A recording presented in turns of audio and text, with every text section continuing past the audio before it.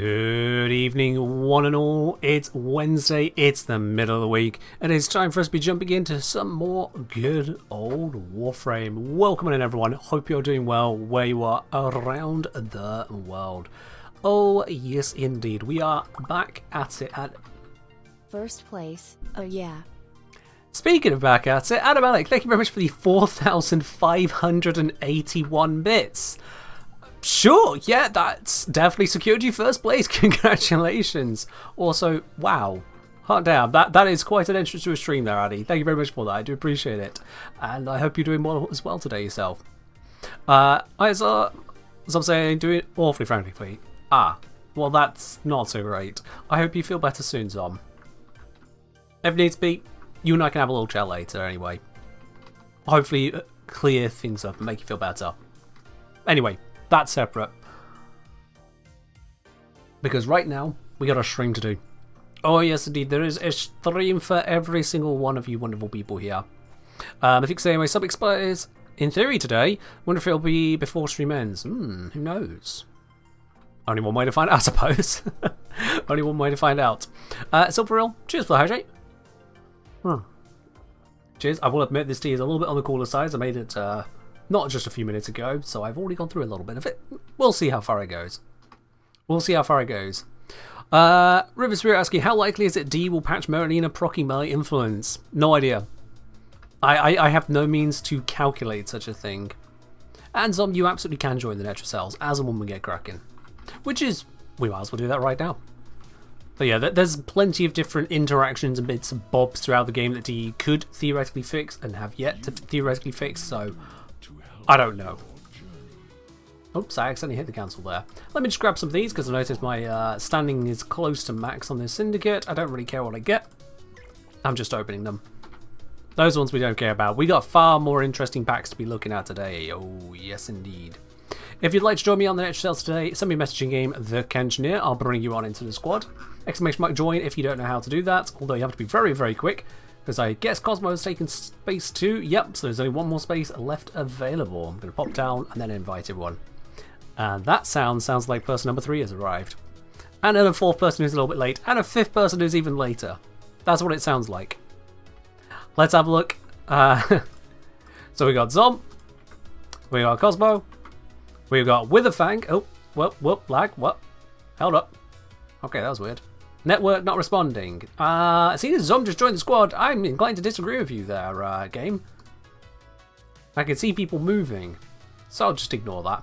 Sorry, Penguin. Sorry, Saltmere. A little bit too late on the draw there. Unless the network continues to break and kicks people out, I guess. What is going on with that? No, there we are. It's gone. Alright. Yeah, a little too slow on the draw on this one, Saltmere. Not to worry. Another time, perhaps. Or if someone drops out.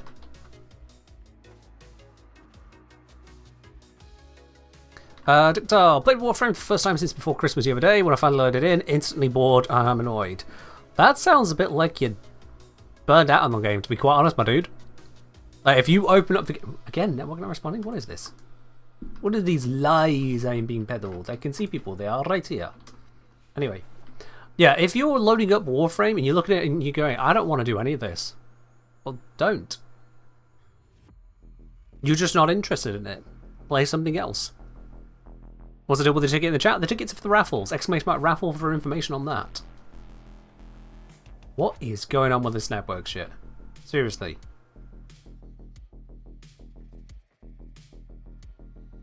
That's, this doesn't happen. Not like this. I'm in a hub. But yeah, if you've if you look into Warframe, like if you load into Warframe, there are plenty of things you could be doing. There's Nightwave. You can look at doing your dailies with things like building up syndicate standing or doing your sorties. You could do your weeklies, like the Arcane Hunt, Carl mission, Netracells. You can look to get obtaining new gear, new weapons, new Warframes, upgrade your mods, upgrade your Arcanes, all of this lot. Just dabble in different types of content from Duviri to Zariman to obviously here the new Albrecht Labs. You can go on to the open worlds, you can go into quick missions, you can go into long endurance runs. There are plenty of things to do, and if you look at every single one of those and go, I don't wanna, then you don't want to. It's a video game, you don't have to. Go somewhere else. That is perfectly fine. Hell, even if just sitting in a stream Hello, lag again. It's stopped moving. What's going on? What is going on with Warframe today? It's crashed. What? Since when does Warframe crash in a lobby like this?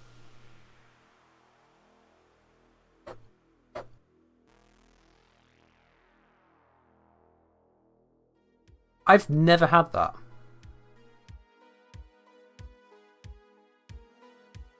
Yeah. Okay, I had a little bit of issues opening up the game before stream. I hope there's not something going on with DE servers today. That would be annoying. I actually had some stuff planned. Have DE seen the title of today's stream and gone, oh shit.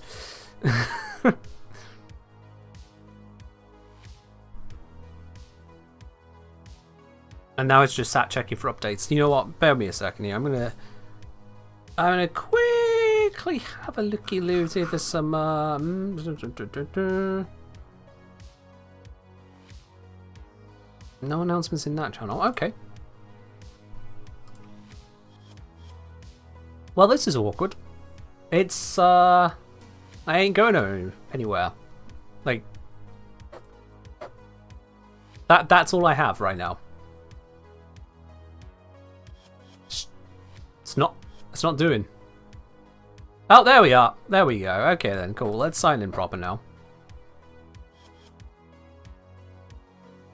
Give me a moment. Yeah, they are paused on hotfixes for the moment, is my understanding. They are paused on that. So that was just something weird. Let's hope it stays to just that and stops now. That'd be great. Hello, Fuzzy Acid. Okay, searching for previous mission session. Don't know why it's trying to do that. There was no previous mission, so please kindly stop doing that. Network not responding.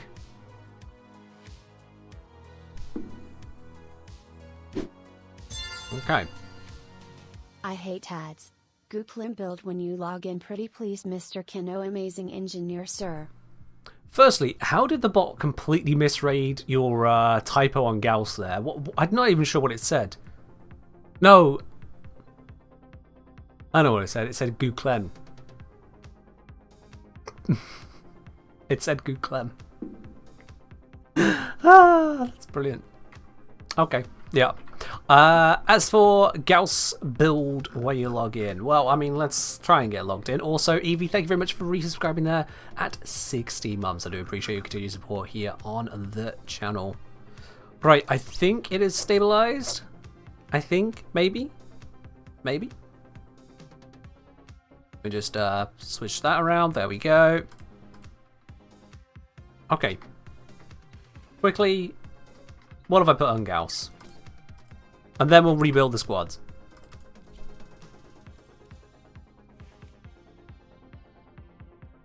Yeah, I think that looks like my standard go-to Gauss, doesn't it? Yeah.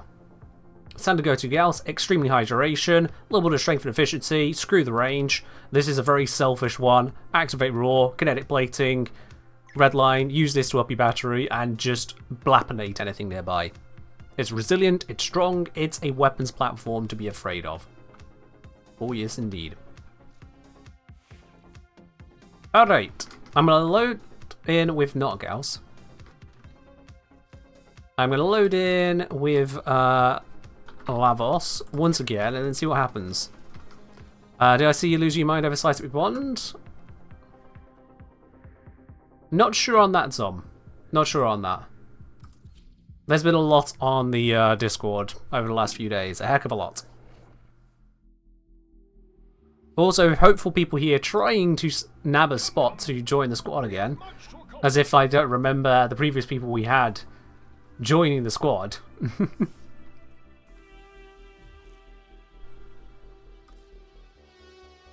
Because I can just go into recent players, bring people in that way, can't I? Can I? Oh. Also, network not responding again. What is going on? No, Steel Path doesn't make a difference on Netracells. They removed that. It was never intended to have a steel path variant. It's really concerning me how much that's popping up today. Because I'm definitely not having network issues visually. Nothing appears to be network issuing, and then it breaks.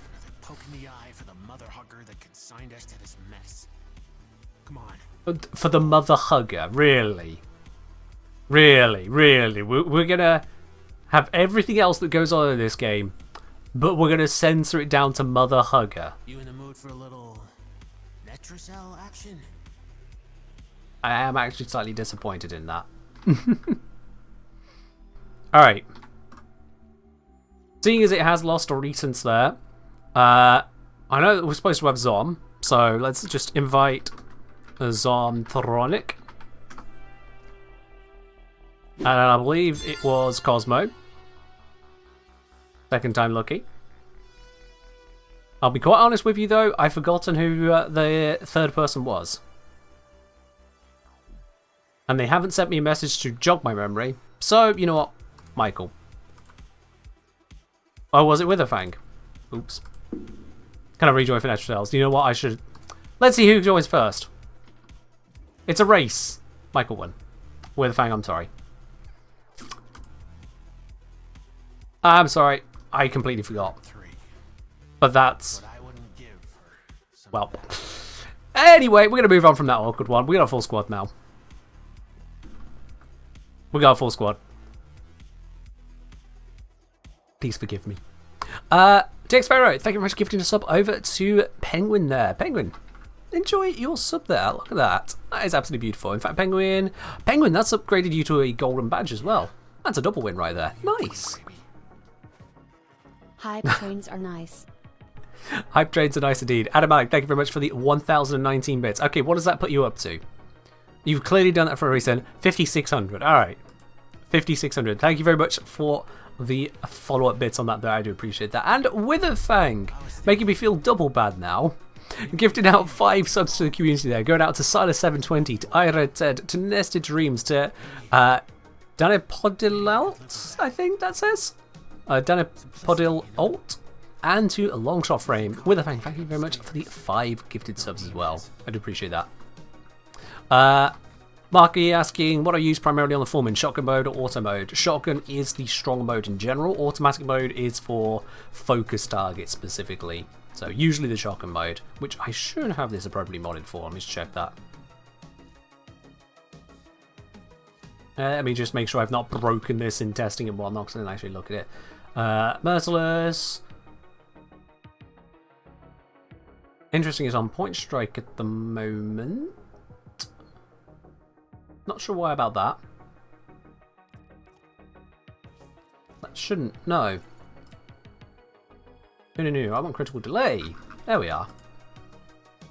I mean, it still doesn't bring it down the below the threshold there because I'm using a companion at the same time, but it's still good enough. But there we go. That'll do enough work. Right, we have our squad, we have our Netracells to do. Let's get those done before I guess everything breaks forever. The old man kept a lot of weird. My Foreman's basically the same as yours. Ah, fair do. You may have watched my guide too, said Foreman then.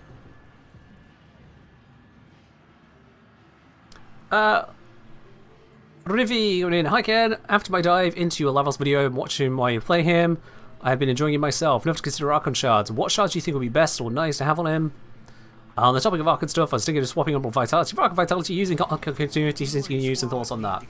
Right, that's a lot of questions all in one, Rivi. Arcane Continuity, go for it. Sure, why not? There's no downside to using it. Arcane Vitality, understand the differences between them. If you're already wanting to do it, sure, why not? Try it, see how you like it. Arcane shards. Lavos doesn't need Arcane shards, so what you can do is you can go for casting speed to make his 4 quicker, because that is nice. Look how slow that is, because I have it currently taken off at the moment because I was doing a load of testing. Bullet jumping, so yeah, parkour velocity, that is nice to have as well, gives you more mobility, so go ahead and pop that onto him, why not? You can go for more armor if you feel like it. You can go for the corrosive shards to get a full strip with his corrosive procs, that is actually quite potent on him.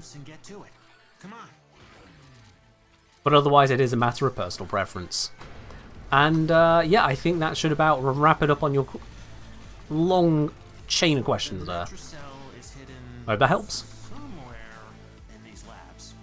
Sniff it out yourself. Yeah, I'm definitely going to feel the difference in speed there, having not actually put those shards on. Oh, okay, I want to go this way. Having not put those shards back on, so, yeah. And I'm going to have to keep those shards off until I've done all the full testing. And of course, network not responding. Totes, my goats, yeah. Everyone in the squad still moving around? 2 out of 3 are. It's close enough.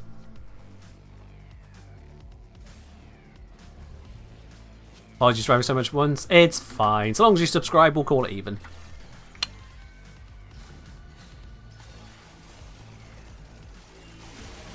Alright then. 2 terminals done. Let's head towards the 3rd terminal. Yeah, I'm not going to go for that. 1 sliver. What is up with the network not responding today? I swear down. I didn't have this earlier when I was testing the game.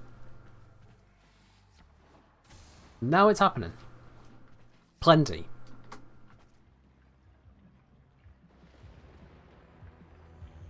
I can see 1 person, 2 people, 3 people moving. Yeah, they're all moving.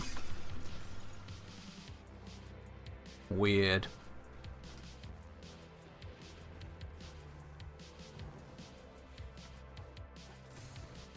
What does it say? Hey Ken, love your sound video. How does Caliban's passive work of adaptation? I cover that in my Caliban video. If I recall correctly, it's the higher of the 2 bonuses applies. Which is another way of saying it doesn't really work with it. Yeah, they stack simultaneously, but whichever is going to give you the best result, that's the one that's working.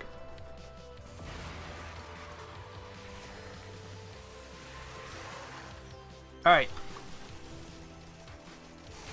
Make our way over to the Netracell. Hopefully everyone should be on their way here, because, you know, this is the entire point of the mission. So be ready. Let's see, who are we missing? I was afraid of this. Yeah, we got Zom here, we got Michael. Come on, Cosmo. You're an absolute mile away. What's going on over there? You're going to ruin the spawns.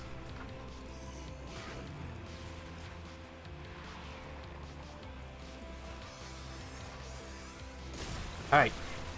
So for this, as I'm sure we all know at this point, all you need to do is just kill the things in the zone and it's good.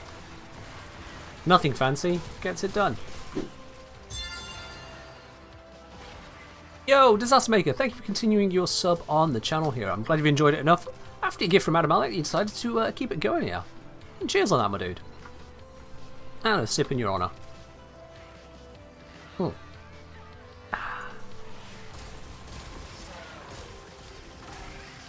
Ooh, there we are. I am rewarded with another ribbon sliver after all. This is nice.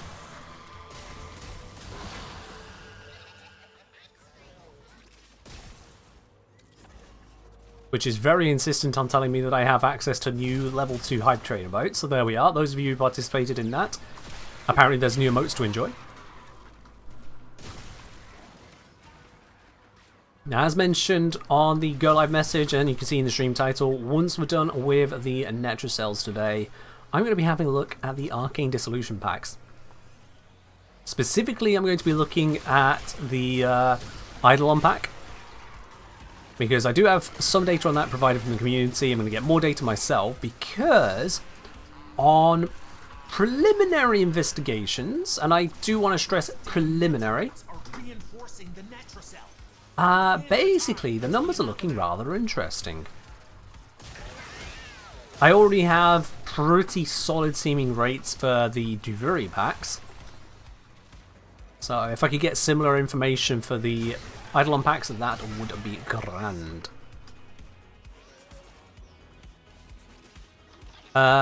D said something about a shop that would utilise Iron Dance Iron Bound. Did they? Oh, I missed that.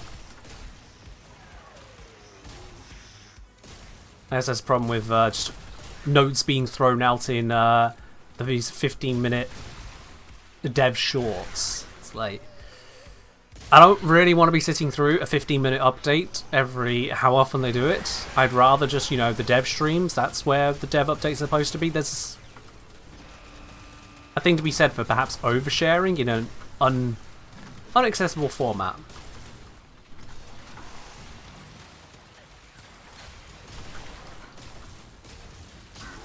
That's how I see it.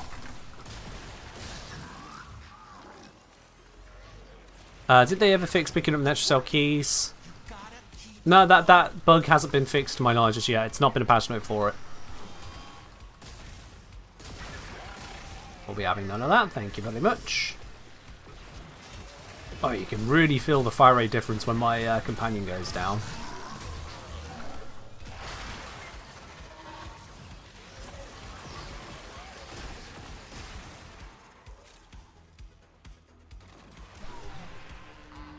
Find the next Necromite, somewhere over in this distance, not too far thankfully. In fact, there it is. Those two possibly did want to pick up all of them, at least Zom probably did.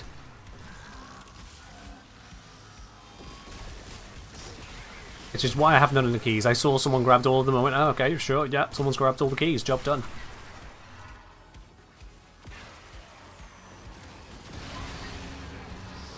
Enemy intensity on the increase. Quizzer popping in saying, hi dude, awesome content. Thanks for YouTube videos, helped me getting started a lot. My absolute pleasure. I'm glad you enjoyed the videos and welcome on into the Twitch stream as well. Hope you enjoy your stay here. We are not at the start of things here. So depending on how far you are in, there might be a couple spoilers. But that's where you get on a Twitch stream, I suppose.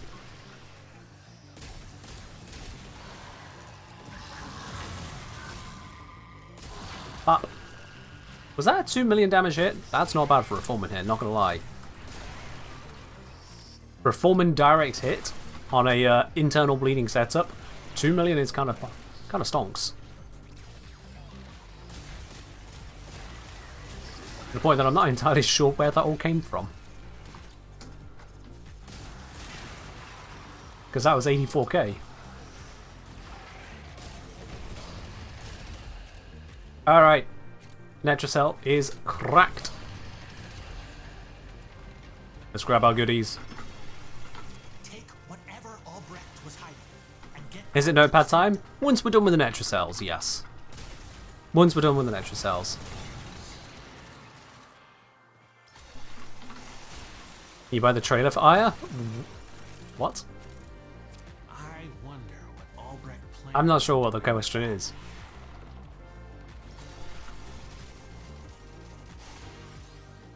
Cannot hear. Oh, well, alright.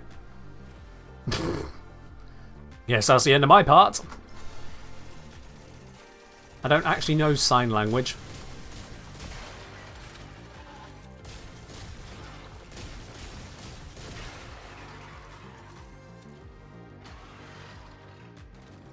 Alright. How long that one take? 9 minutes, not a bad run. Not a bad run at all. So much for whatever those network issues were. Okay, okay. Hey! Amber Archon Shard. Nice. I needed more of those. That is a nice one.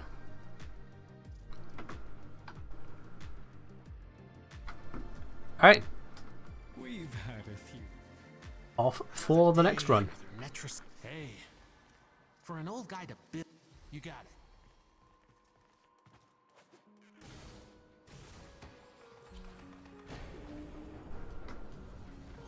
Let's get loading in for Netracell number 2.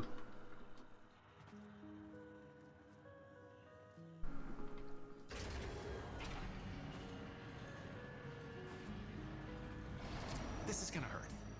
You need all 4 key glyphs from these pillars. Needs fully rank your influence? Yeah, go for it. I max ranked mine. Lose health? Don't care. I'm Lavos. Lose health? Don't care. I'm Lavos. Activate ability and fix health damage? Don't care. I'm Lavos. Extra Xmas? Don't care, I'm Lavos. You got your glyphs. So, Good. hit the terminal to exit Thank you. into the labs.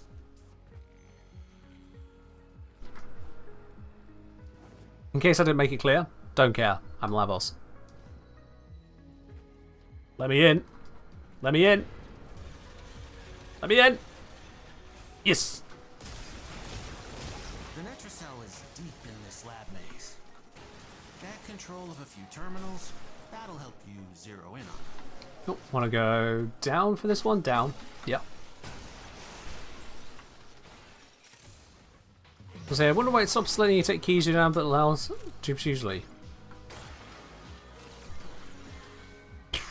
How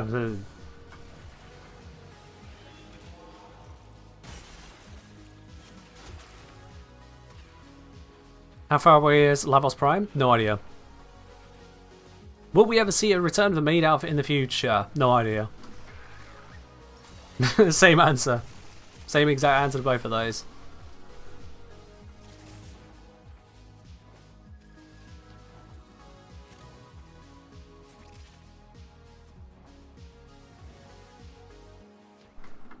Let's see, we've got the key over this way.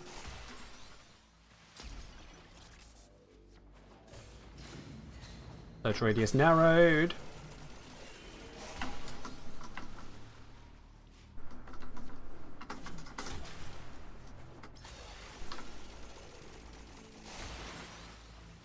I think Zom might have beat me to that one. Especially when I do an incorrect dash like that. Oh, I'm close! I'm close! Ah! Wait! Nailed it. Nailed it! It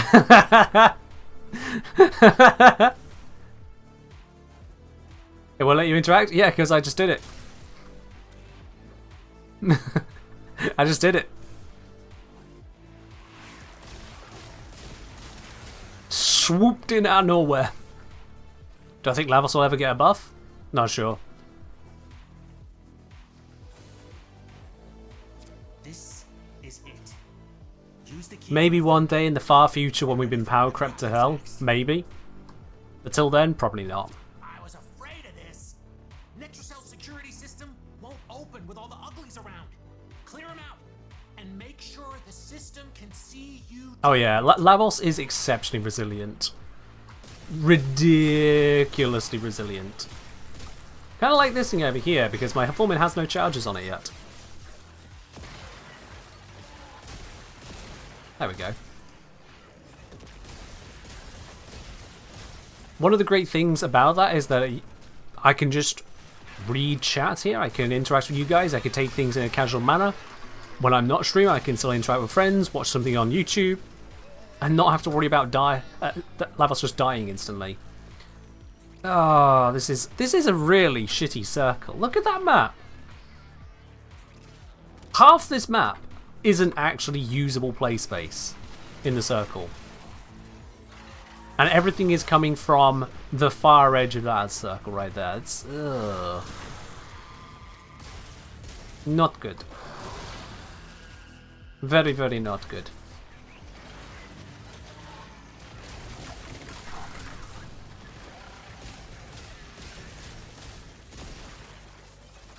Fuzzy saying, hey Ken, with the Violet Shards, is the 30% electricity on primary really good, or am I not reading it right? It's bugged in your favour at the moment. It is really bugged in your favour. So it's actually as much as 80%, so long as you put a purple, blue or red shard on the rightmost slot and don't have any green, yellow or orange shards. If you do, it gets more complicated, so don't. So say if the purple one's the only one you put in, you put that one shard on the rightmost slot, you get a total of an 80% bonus, and 80% for each additional one you add, to a total of a 400% bonus, or 600% Tau Forged. So yeah. Ad cut me off, so let me just put it this way, there's a video coming out in a day or two on it. I'd like to get it done for tomorrow, so let's put it that way. We've done a lot of investigation to figure out what the hell D did in coding it. I don't know why or how they coded it so weirdly as they did. Someone really did not try to do a logical approach to coding. Why is there a waypoint on the very edge of the zone? Is that to tell you when to stop moving forwards? Maybe. But yeah. 400 extra electricity, yes. Woven grass. 400% modded electricity on your primary weapon with 5 shards. Standard, not Tau Forged. Tower Forge will take that to 600. Can streamer not choose when ads run? So you've got two ways of setting up ads on Twitch. You can either have pre-rolls, so when someone comes to stream they get hit with the adverts, or we can have mid-rolls, which means the pre-rolls don't happen, but the mid-rolls happen on a regular schedule. I have switched over from pre-rolls to mid-rolls as an experiment to see how the stream does for it, and so far it's actually for the better. I can see from engagement statistics how many people are just not arriving, how many people are leaving, and just how chat interaction is, that it is just better at the moment. So that's a thing. But yeah, that's the limit of control that we have. Something's going on with necromites. Trying to lock this thing. Okay, where is this necromite at? We ain't got all day.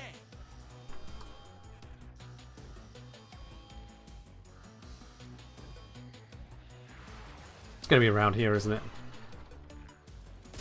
There it is. Do I use Lavos' Augment? Yes. It is a great augment to have. I highly recommend it. Heavily limited. There's some detail I'm not going into there, Sunbathe, which only matters to other streamers, but it is overall pretty limited, yeah. If I were to manually run ads during the stream, rather than use an ad scheduler, even if I ran the exact same amount of ads, Twitch would pay about half as much. That's just how they set it up.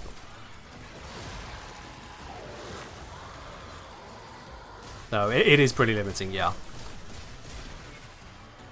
Did I drop Blind Rage? Yes. That is an older build. I think I put in the comments. That there's the updated build using the augment and reflecting the changes that D made after the video went live about the Lavos guide. An unfortunate reality of guides to this game is that they go out of date pretty much on a whim from DE. So there's some stuff which is just correct still after years, and other stuff goes out of date a week later because DE feels like it.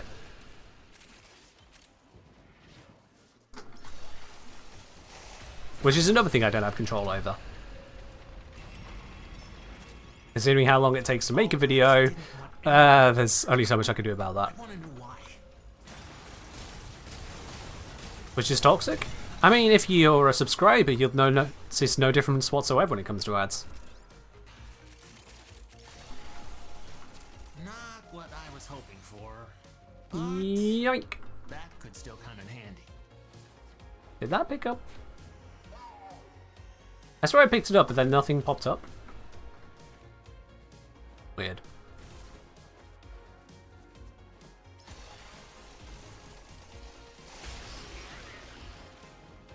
There we are. Ta-da! I'll just put a hole in these guys.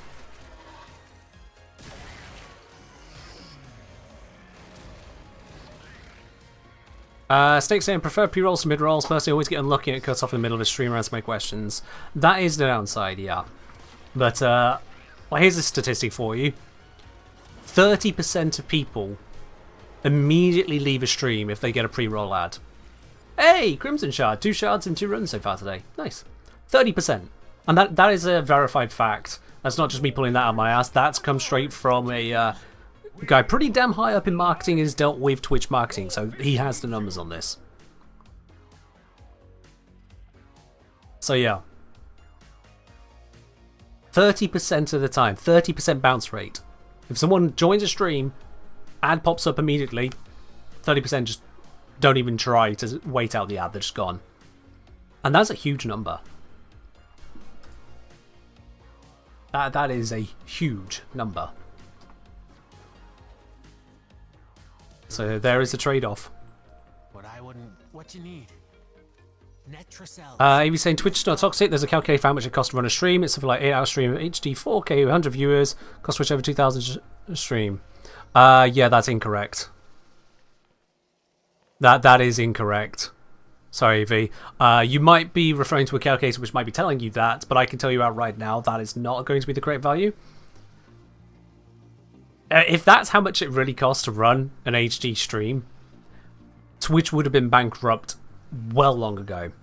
What you might be coming across is how much the consumer rates would be to set up a streaming site like Twitch using Amazon Web Services. That would be the most expensive rate. That'd be the basic rate if you're not at an enterprise scale to do some proper, haggling with them. So when it comes to Twitch's rates, they're paying far less than that. Far, far less. Because otherwise, to put that into proper context for you, say 8-hour stream at 4K 100 viewers, that's 800 viewer hours for $2,000. You're suggesting that would be, what, $2.50 per viewer per hour? That is a huge outlay. And it ain't that. $2.50 per viewer per hour would be ridiculous when you consider the subscription that's supposed to cover the cost of hiding the ads. A subscription is $5 a month before taxes are taken out of it. That doesn't add up. All right. So no. I don't know where you got that number from, but it is definitely incorrect. Which syndicate do I recommend for early game? Sorry, that's not enough of a context. What do you mean by syndicate? The core 6 syndicates? Open world syndicate or something else?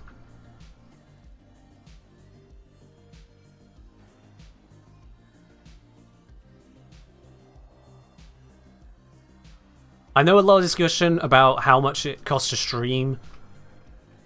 To run a streaming site went out around the time that Kick launched, and there was a whole hubbub about, oh, well, this is how easy it is to set up a competitor, but they're actually paying Twitch to run their business, blah, blah, blah, blah, blah, blah, blah.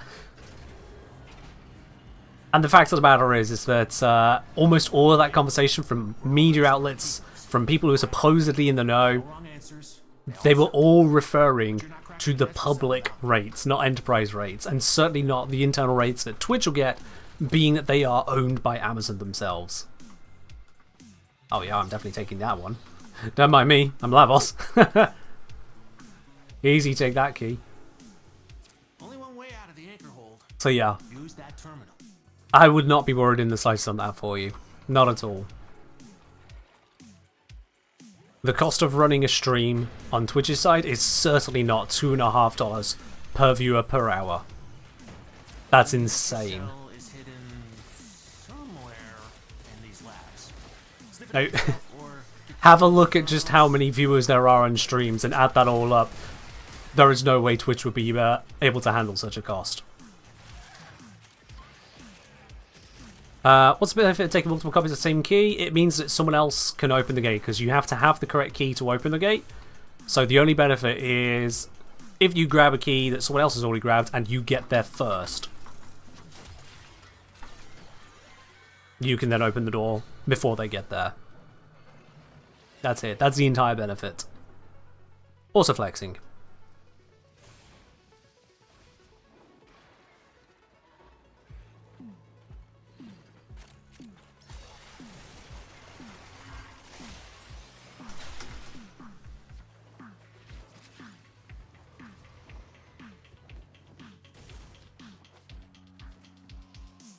How do you hack so quickly? There I pressed Y, which consumed a, what's it called? A cipher. So Y is the shortcut on both Xbox and on PC. No idea what it is on PlayStation and Switch, because they use different controls. But that allows you to instantly use a cipher.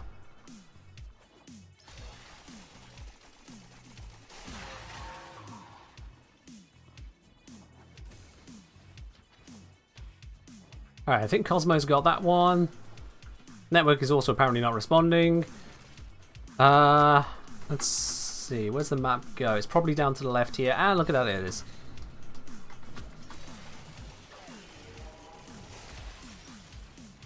I only have one key on me, but there's a chance I have the correct key. that's the Netracells. I do not. Open it. Wrong key glyph. Try another one. Right door, wrong key glyph. Try a different one.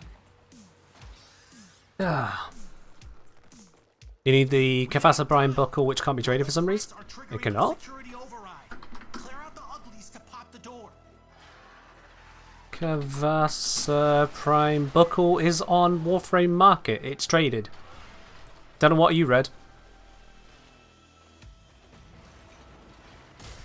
It's listed on Warframe Market. There's multiple people selling it. That seems pretty tradable to me.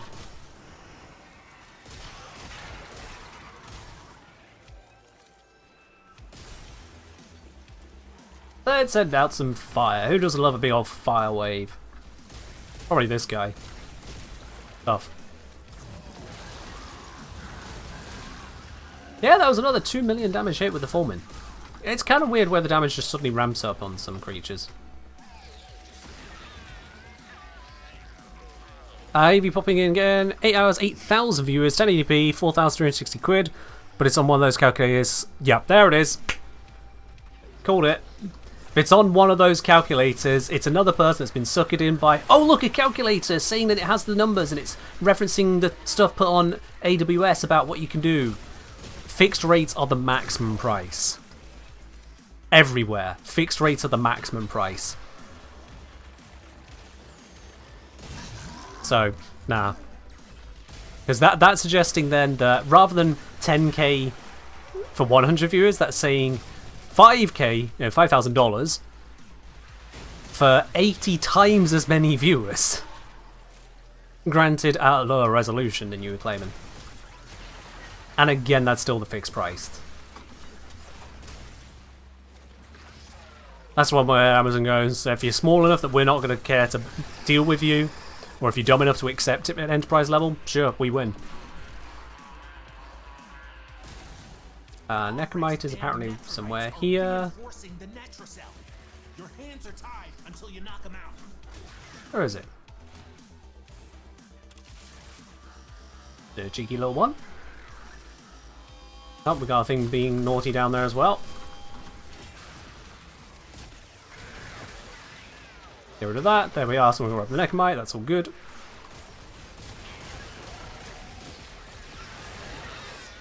Yeah.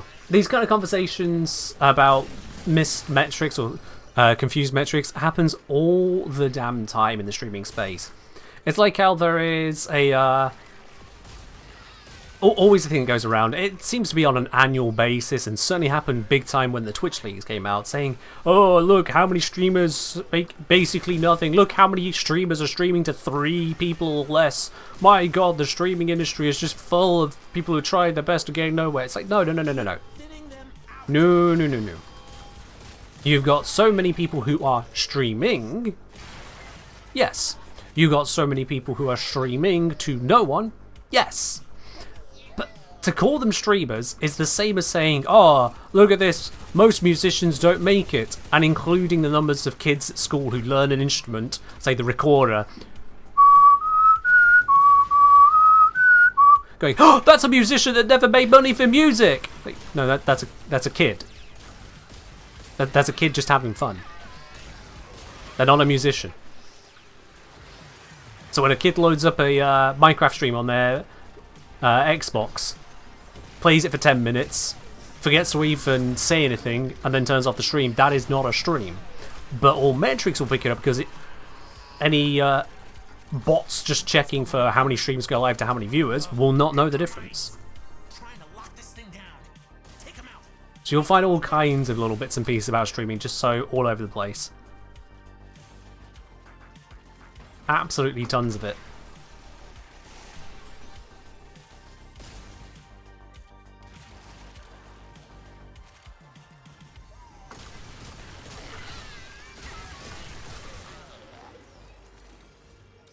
So many of you only profiles probably hit go live by mistake. Yeah, there's going to be those as well. There's the people whose entire approach to streaming is, you know what, I'm here, I'm playing, I'm just going to hit go live. And they do nothing to try and make it where people want to watch. It's some low resolution stream of shitty gameplay with no communication, no camera, nothing. But that's still a stream. And from Twitch's end, they will still broadcast it because they have no idea the content of that stream. It might be something good, it might be something that takes off, it might not. The streamed friends? Exactly, yeah. All of those cases, plenty of it. But they all get counted in the stats as well. And then your Media outlets go, look at this, 99% of streamers absolutely have no stream. And say, yeah, but they're not streamers. They're people who hit stream. Very, very different metric. But it's just the same as the metrics of video game companies that go, look at this, we have 600,000 players who create an account. 300,000 were bots or people we banned. So, okay. And of the other 300,000, a bunch of alternate accounts of people who wanted to start again as a new player, or wanted to play at the same level as their friend, who just got into the game, they didn't want to play a high level count together, etc, etc. There are lies, damn lies, and statistics. And the real trick is knowing which statistics are not actually the lie. Every stat has an agenda. It may not be an intentional one. It may be a one born out of ignorance rather than malice. It may even be an agenda of bringing the actual truth, but every stat has an agenda.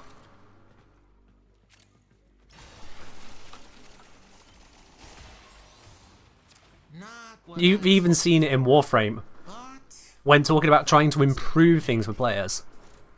I put out a video with a very, very bright title, or a thumbnail I should say, saying, this could take 2 years. That was a stat, and that was a stat used with an agenda to get you to click the video. It was a very accurate stat in that this could take 2 years, the whole farming of the legendary Arcanes, and I point out in the video how that's going to happen to a minority of people. Not a tiny minority, but a minority. Since then I've heard many, many people quoting, it will take 2 years, or this does take 2 years. And that's not what I said. And that is a bias in how they have interpreted the stat. Also, 3 runs, 3 shards, 1 Tau Forge. Nice! What's this look? This is making up for previous weeks, where I got nothing but melee adapters and common, well, uncommon arcanes. This is an apology letter.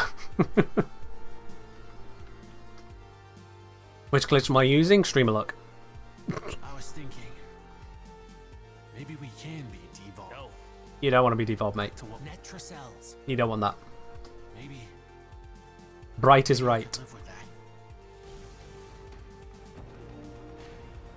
You know, Zom, it might actually be that because I need to put the parkour and casting speed back onto Lavos. So maybe you're onto something. That's what it is. Maybe that's what it is. Right, let's run a prediction for this one. For this cell, it's very simple. Will I get an Archon Shard? I've got 3 in a row. Maybe I can get 4 in a row. Let's do a prediction on that one. You've got 5 minutes to join in. Use those lovely blue spanners, those channel points at the bottom of the chat there. Will I get my 4th shard in a row this week? That's the entire Gamba. Is it going to be a shard? Easy come, easy go. To leave the anchor hold, you need all 4 key glyphs. I don't want that one. I really dislike that one. Ready? It's not hard. I just don't like it. That terminal.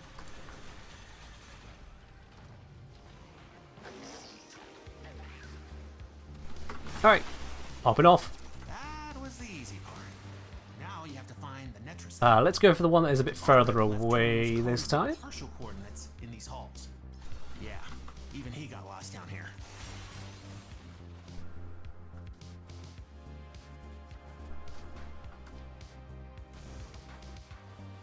Just burning through my hit points as we travel. That's fine. I'm Lavos, I can heal.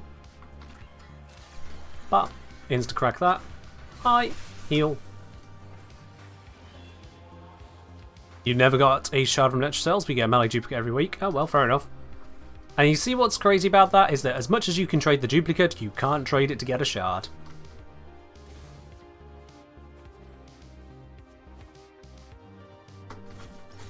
That's the way the world goes. I see that we've got a lot of disbelievers, a lot of people thinking, ah, Ken got 3 shards in a row, no way he's going to get a 4th one this time. I mean, the probability does point that way, you know. Even as an independent role, I am more likely to not get a shard than I am to get a shard. Well, it just means those that believe will be greatly rewarded if they turn out to be correct. Oh yes, indeed.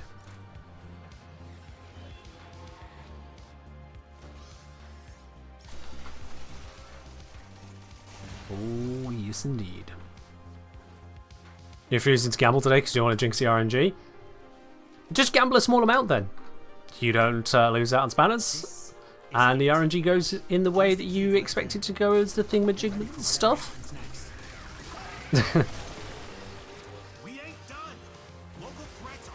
Do I have a video on which arcanes to farm for Vosper or plan on making one in the future? Kinda, yeah. I covered Arcane Dissolution and what you can expect from them. And in that, I also talk about getting the Vosper in the first place. So yeah, I've actually already covered that for you, haven't I?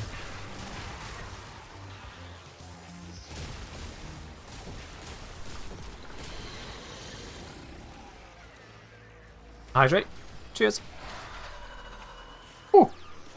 Eliu! That almost slipped through there. Eliu! Oh boy. It feels like it wasn't that long ago when someone else picked up a VIP, but there we go. You know what? We can just stand here in the middle of the mission. It's fine. /VIP Eliu. Boom. Welcome to the ranks at the very tippity top there. I bet you've been saving for a very long time to get yourself that one. Nice.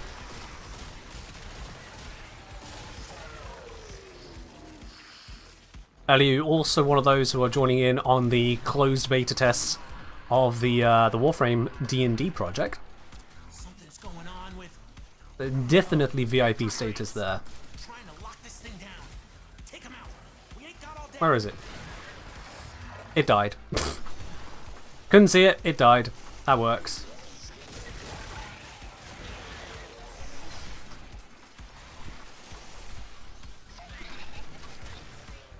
That's an Okamite. Warframe D&D? Yes. Ribby, yes. I'm assuming you have more of a question than that, but until I know what that question is, I can't answer it. We've done any runs yet? The characters are created, ready to do some hefty playtests. I have done some playtesting before. We did that on stream a while back with Yatta and Syl. And Cosmo is down. Let's rescue Cosmo because he can't get up otherwise. There we are. This is what happens when you fight things at the very edge of the zone, guys. Get in the zone, join the rest of your team. You won't die.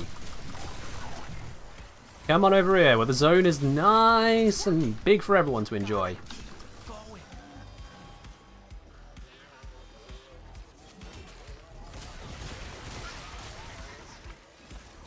Killed your first lich last night?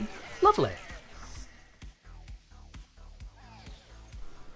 It's not letting you predict. The prediction is closed now, and if you trying to predict whilst it was still open but you couldn't, you might be in a country where Twitch went overkill on the anti-gambling rules. Some regions just can't. You'll need to check Twitch's help pages for predictions to see if you're in one of those countries.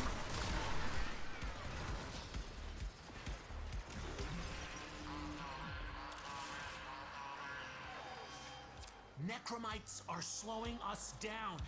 Find them, smash them. I think Cosmo's going to have that Necromite nice and easy, so I'm not going to go over there. Instead, help keep the spawns here. Going to keep that alive until the zone brings itself back. Casually dodge that thing that I heard fire off. Come on, Cosmo. It's only 137 meters. Any second now. Looks like the Anatomizer got blown up by someone else. Who doesn't realise we can keep them alive? We can just keep them alive until the zone pops. It's fine. There we are. Beautiful. Chunk of progress right there, straight away. Ah, that is beautiful. Also, there's an Necromech. Yeah, let's corrode you a bit. Tank Lavos? Oh, yeah. Yeah, strong boy. Hello, Alpha Bright. Not a single good thing for you this week? Ah, that's unfortunate. We've done 3 runs so far. I've got Shard, Shard, and Talford Shard. It's been alright.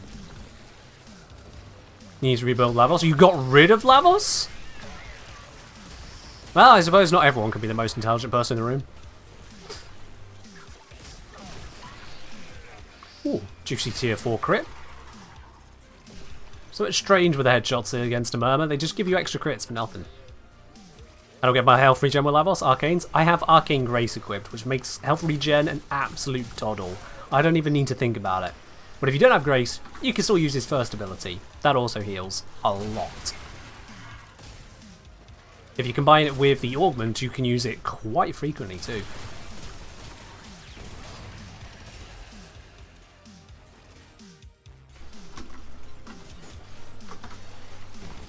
Your Lavos was eaten by Helminth?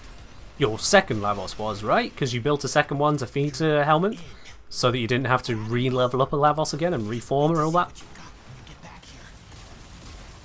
Surely it was your second you fed to it. That would be sensible. Yoink. Nothing about Albrecht? Just Okay. scoop up any resources in here. That'll do.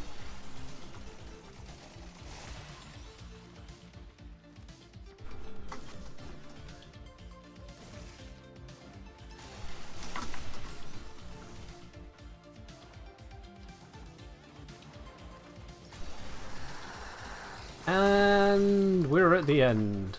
Lovely jubbly. Okay, so let's see then. Let's see. Fourth run. Is it going to be a fourth shard? 18 people who think no. 14 people who think yes.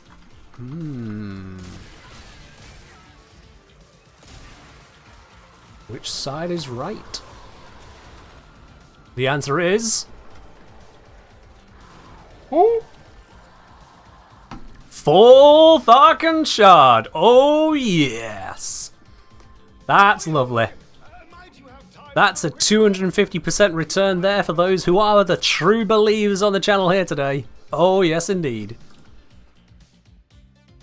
Oh yes indeed. Big winner right there is Pipka Popka Kek, which is always a really annoying name to read, not gonna lie. 5,010 spanners in, which means you've got out, what's that? 12,500 spanners? Nice. Very nice. And Warframe crashed.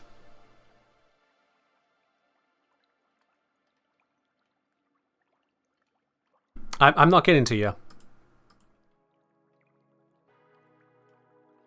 2 crashes today. Did you crash, Michael? Yeah, if you roll 3 doubles in Monopoly, you go straight to jail. If you roll 4 Archon shards in Warframe, you crash. You've just been banned for shard exploits? Clearly, yeah. Just my side. Excellent. I love it when my computer just breaks. That's twice I've crashed today. Oh, wait, that's... what? Wait, we're back? We're back? Hello? Oh, wait, nope. Nope, and it's gone again.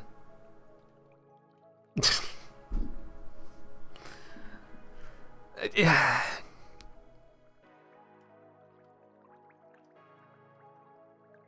I'm counting that as 3 crashes. It recovered and then it didn't. I'm counting that as 3. Oh, and it's back again. It's back again. Alright. Sweet. It kicked everyone from the squad and then struggled twice over and now we're good again. Also, Nightingale wanting to be 2035. Let's boot you out of here. Alrighty. Catch you in 33 minutes. And let's rebuild the squad, shall we? Alright then, so we got Cosmo, we got Michael, and it was Zom.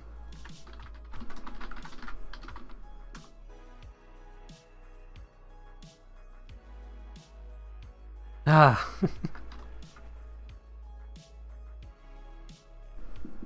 That's stupid. I don't know what's going on with the crashiness today. But I wish some good luck on figuring it the hell out. Failed to join session. Alright, let's try again. Everyone else joined. There we are. Okay. What'll it be? Final Netracell. You got it. Final Netracell, and yeah, we gotta put up one more prediction on that one, haven't we? Will we get a 5th Archon Shard today? Will we defy all odds and make this the week of absolute Archon Shard overkill? Or will RNG finally realise it's supposed to roll a different number? What's the odds for the shard drop? Same as for the last mission. I think someone just counted it was 35.01%. So it's roughly 1 in 3 odds. Roughly 1 in 3.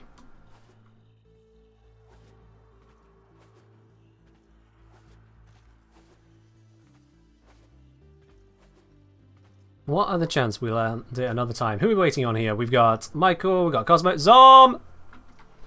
Stop hoping and join! Oh, there you are. Wait then. Why are we not starting? Okay then. This is gonna Sure. You need all Let's, 4 from these pillars. Alright. Choose your pain. It's the only way to Let's grab some keys. Extra Xmas. Got it. Nope. I hate that one. Annoys me. Void energy. I dislike it, but it will be fine. Damage. Yeah, it's a thing. I can deal with it. You've got your glyphs. Cracked. So, hit the terminal to exit into the labs. Go!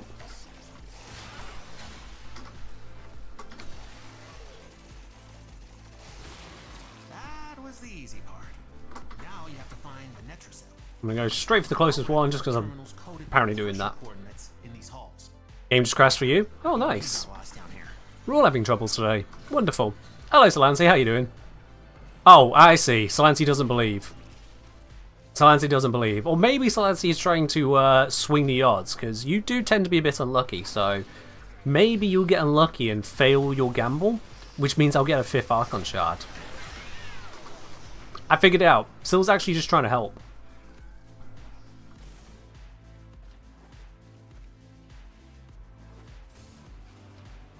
You had a host disconnect? Ah, that's unfortunate. You do tend to be a bad luck charm? Well, I tend to be a good luck charm, so let's see if we can even the odds, shall we? I do consider myself an exceptionally lucky person. It's not like I can roll a 20-sided die and always get a 20. No, no, no. That would be ridiculous. But I do feel like I have slightly better than 50-50 odds of flipping heads on a coin. If you catch my drift. Enough that it makes a difference, not so much that it feels unfair. I just feel lucky. In general, as a person. That's the Netracell. I mean, you have to be to become a streamer, so, you know.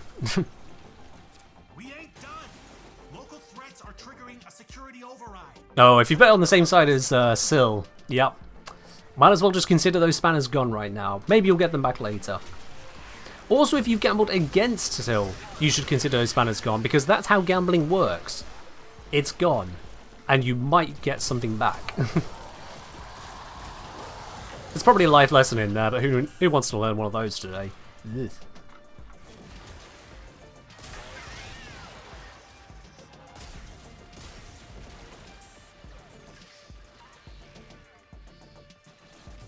We've got to stay in the zone, kill in zone, wait for things to get to the zone, all that good stuff. You can see all those juicy kills, but until they're in the zone, they don't count. You don't want life lessons, you want Archon shards? I mean, that's valid. Never gamble anything you aren't willing to lose? Exactly. The more generally applicable variant of the old EVE Online rule, never fly where you can't afford to lose, because undocking in that game was also a gamble. Bayek was it one. Every time.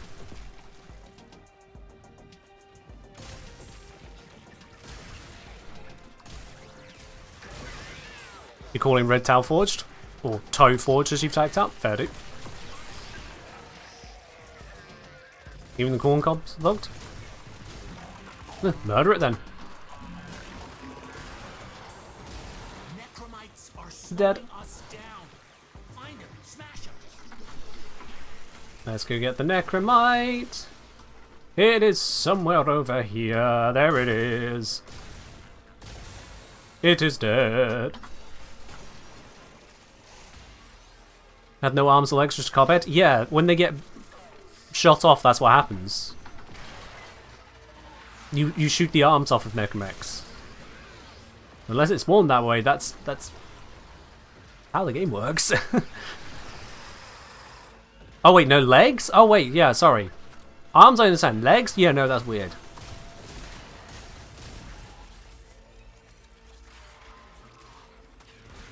Fair enough. I mean, it looked fine enough on my side, but who knows? The game's been crashing. ZD Gamers say never fly without rebuy. I mean, to be honest, if you fly without rebuy in Elite Dangerous, you're a complete moron. Because that's got nothing on the kind of gamble that Evil Line has.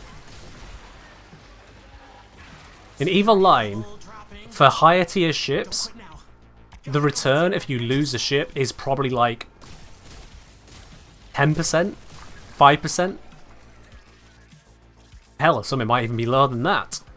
Whereas in Elite Dangerous, you get 95% of the value. So you just have to pay the 5%. That's wild.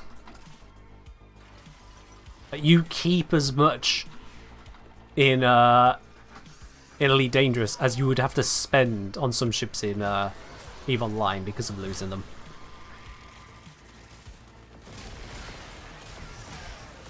Is that another Necromech? Oh, it's an Xmas one.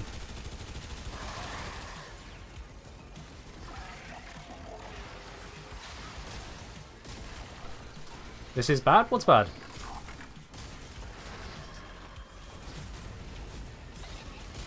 Well, I've just checked. You definitely can't armor strip it.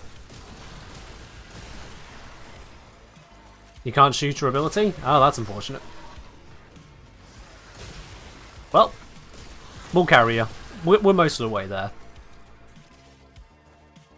In a perfect world, what would Barrow bring this week? No idea, honestly. Most Barrow visits these days is stuff I already have, so something new, I guess? That'd be nice.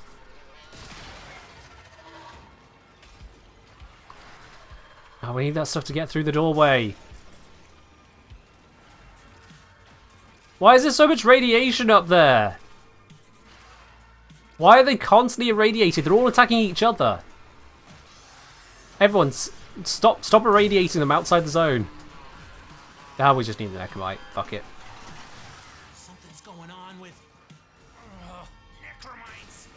Trying to lock this Where is thing it? down. Take 'em out. We ain't got all day. There it is. It's disguised. Primed cure for depression? Ha! Were we be so lucky? Might be a sentinel? Oh, well, don't bring a radiation sentinel and have it set off everything over there. This is why we stand a decent distance inside the zone.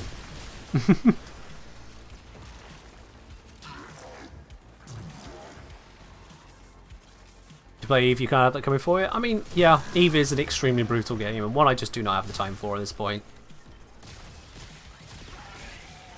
And to be honest, it used to be better. I don't know the current state of it now. I've been out for it for years, but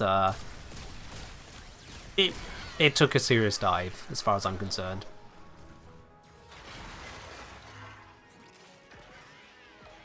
You help us with this bug? Yep, that's what that one does to you. Don't worry, we're nearly done. It's annoying, I know, but there we are.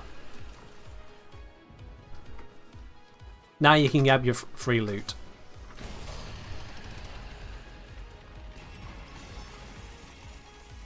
You're in. Grab and go. Can't wait to see what you got when you get back here. Still saying Eve is basically fighting economics against people who do economics for a living, which doesn't sound like fun to me. I mean, that's a fraction of it. Use of that. And I stress fraction.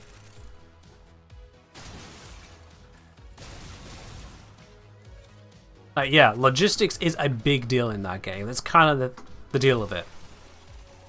The biggest issue for me in that game is that is completely okay with people having literally any number of accounts simultaneously active and interacting. You're not allowed to bot, no. But if the game just allows you to functionally run dozens of accounts simultaneously, yeah, no problem whatsoever.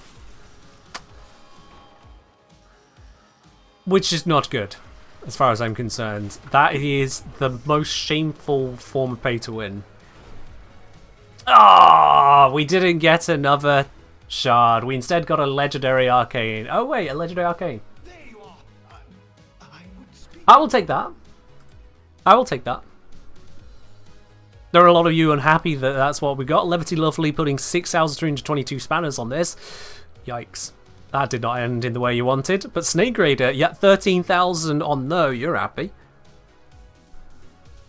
I guess it does, Zom. I guess it does count as calling it. All luck consumed for a month? Yeah, just a bit. 4 shards.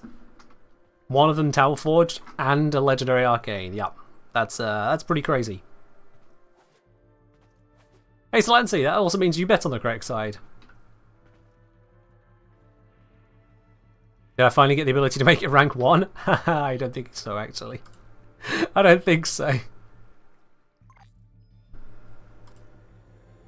Nope. I have gained one of each of them now, because the other one was from DE. All 5 rounds done? Yep, that's where we're at. GG's all around on that there. Even with all the crashy, laggy, weirdy, schmeardy stuff.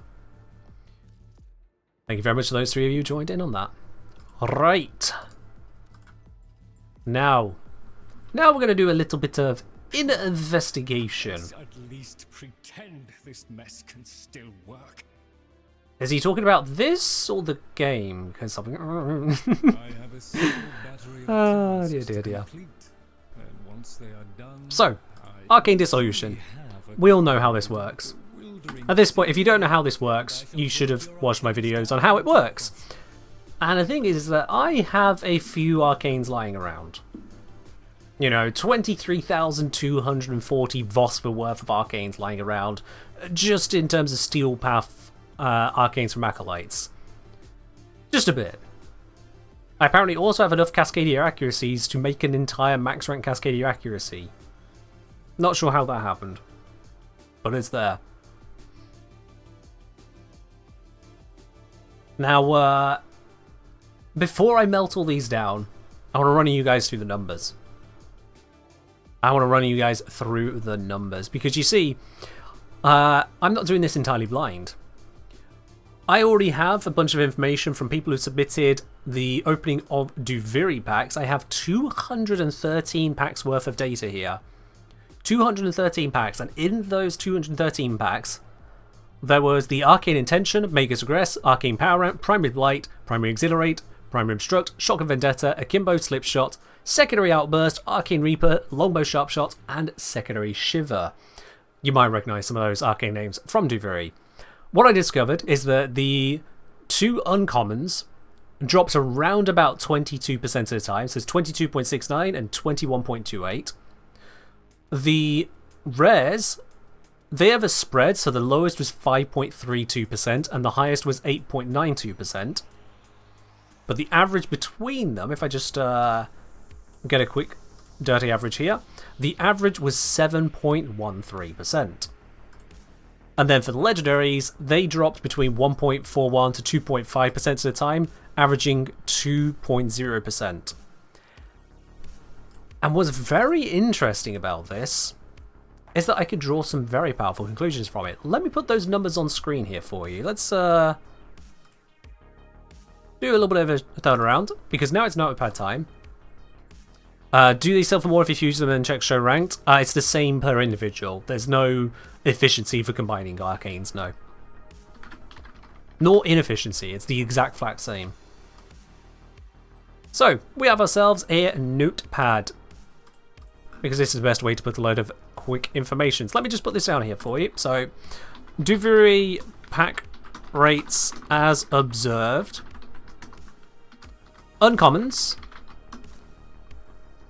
It was 21.28 to 22.69%. Granted, that's across just 2 arcanes, so those are the 2 values. Rares were from 5.32% to, what's the highest one? It was, yeah, 8.92. And legendaries, of which there are only 3, 1.41% at the lowest to 2.5%, 50% I should say, at the highest.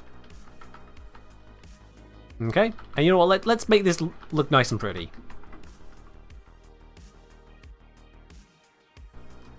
There we are. Okay, that. Yep. That looks pretty. That's nice and readable. So, I noticed something with this. Because we've got 2 arcanes here. We have 1, 2, 3, 4, 5, 6, 7. 7 arcanes here. And we have 3 arcanes here. Now the rates roughly correlated. And I do mean roughly correlated.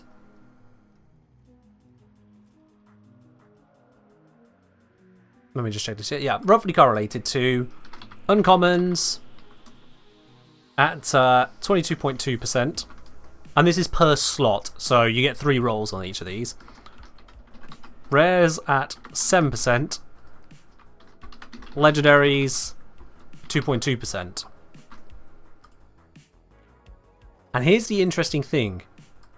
Going from 2.2 to 22.2 is an order of magnitude. You'll notice that is 10 times more likely to be an uncommon than to be a legendary, and this is in the Duviri pack. In the middle here, this 7, it's not halfway between, it's not 12.2, but it is close to a third of the uncommons, and is close to 3 times the legendaries. Which leaves me to wonder if there is, in fact, an order of magnitude going on, a scaling.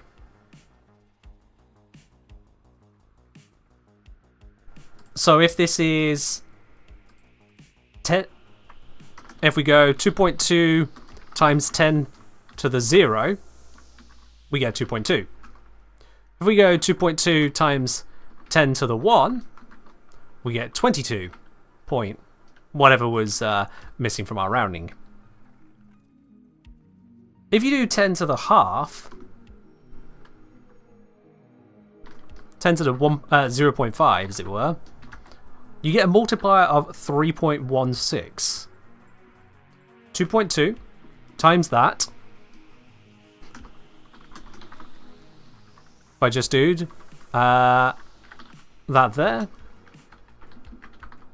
that comes out to 6.96, which is very nearly that 7% figure that I was estimating. So it looks like legendaries, we can give a rating of 1, a weighting as it were. Rares, they have a rating of, what's it, 10 to the 0.5 of that, so we can say about 3.16. And uncommons from that pack, a rating of about 10. That's just roughly where it lands in there.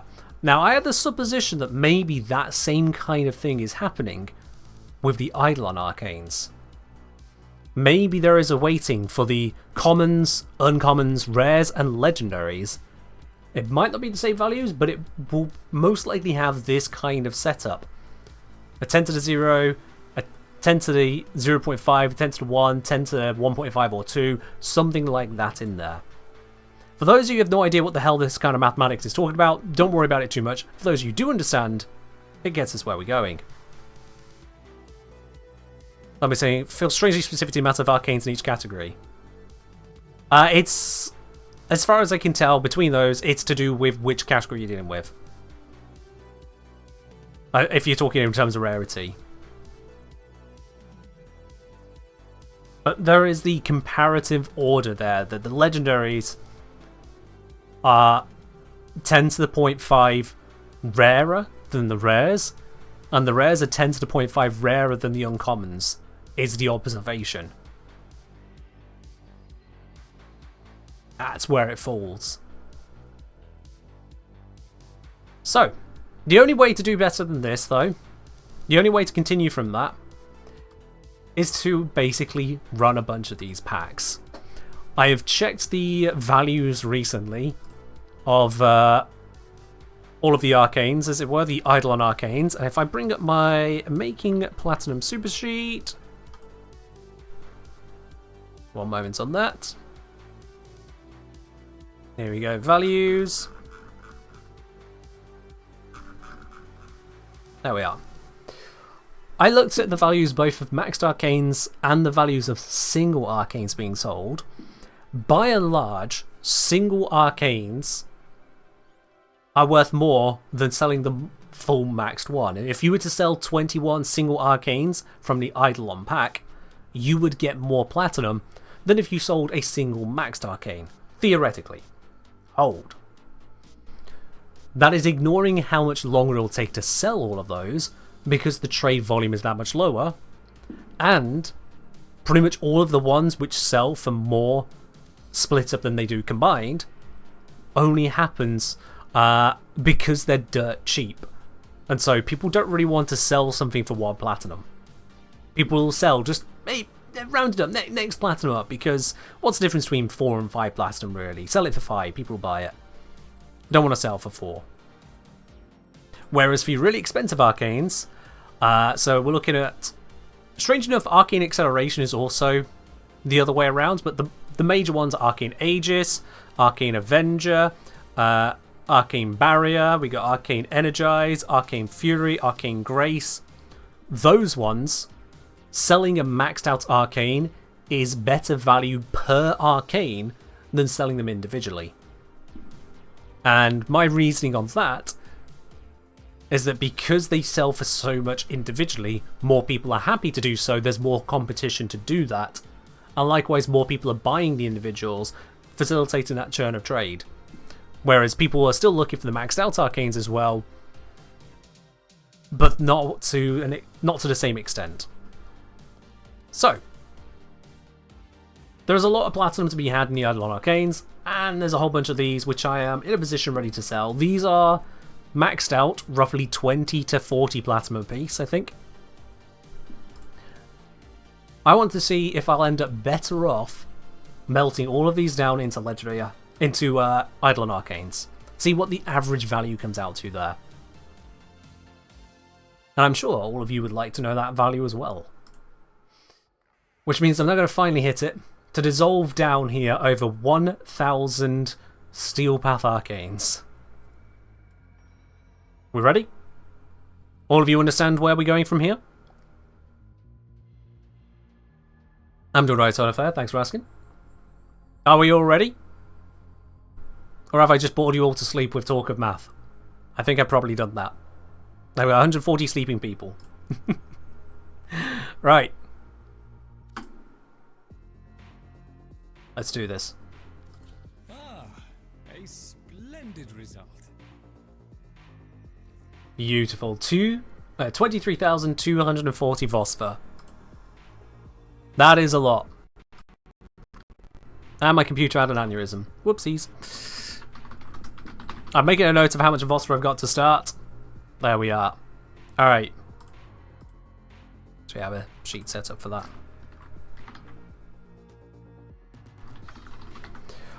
Okay then, so time to turn that into a whole bunch of the packs.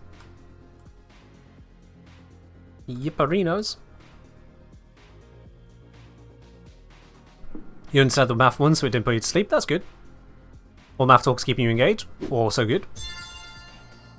Drops. Oh god, has Twitch put the drops enabled thing on here again? God damn it, Twitch. Sorry about that, Zenalaws. There's no drops on the entire Warframe category. Twitch keeps putting it on there for no good reason. Sorry about that. Let me get rid of that. I never put that tag there. Twitch does it. There's a raffle, but not drops. Twitch. Good day, Maya. Thank you very much for resubscribing at 9 months. Welcome back to the channel there. You've reached yourself that lovely channel baby time. Cheers. Oh. Got yourself that 9-month mug. Okay. Let's have a look then. Eidolon Arcane Collection. So many arcanes in it, it just drops off the end. It would be great if we had a drop table for these, but we don't. So we're just going to find that out the hard way. Spending 5.8 million credits and all the Phosphor I can, I'll have 40 left over, for 116 packs. I mean, I dare say that's quite a few packs, right? It's 116. And you know what? Before I do that, I'm going to do something really smart here. I'm going to do something really smart because there is the chance that the game might crash at some point partway through recording all the packs. I'm going to record my current arcane counts to make sure nothing goes wrong. And then Scroller Wisdom pointing out, actually I can then just count from the change to my current collection, which is correct, yeah. I should just do that. So, let me just go through all of these, sort these by name. And I'll just count the ones which I have singles of. So acceleration, starting values, I have 4. Aegis, I have no extras, good. Agility, none. Arachne, I've got 3. Avengers, none left over, I sold them all. Awakening, 1. Barrier, 2 left over. Consequence, 6. How did I amass that many? By playing this game a lot. That's it. That's the entire secret. Play the game a lot. Arcane Deflection, I've got 5 singles. Arcane Energize, I've got 5 singles. Eruption, I have 6. Fury, I have 3. Grace, I have none. Guardian, I've got 1. Healing, I've got 10. Ice, I've got 3. Momentum, I've got 2. Nullifier, I've got 11. Phantasm, 4. Precision, 3. Pulse, I've got 3. Rage, 5. Resistance, 2. Strike, 6. Tempo is off the end. Tempo, I've got 4. Trickery, 10. Ultimatum, 3. Velocity, 1. Victory, 3. And Warm for solid 12. Alright, there we are.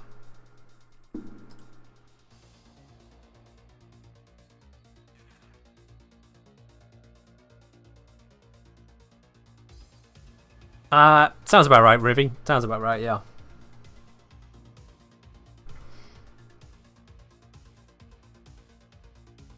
You haven't been still buff enough? I've just kind of collected them. I mean, I have handed out and sold some over time as well, so I would have had more if I didn't sell or give away any, but yeah.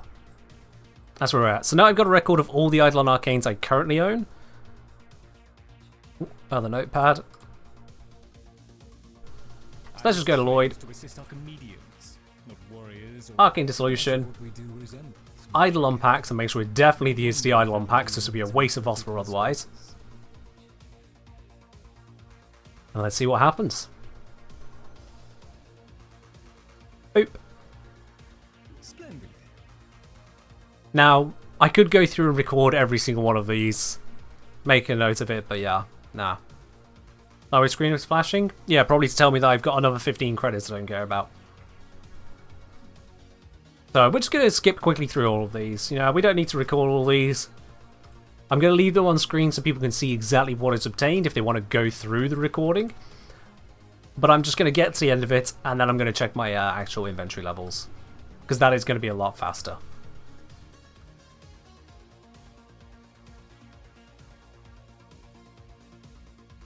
Fucking knew it, didn't I? Fucking knew it was going to crash. Oh wait, there we are. Never mind, it's continuing. This time.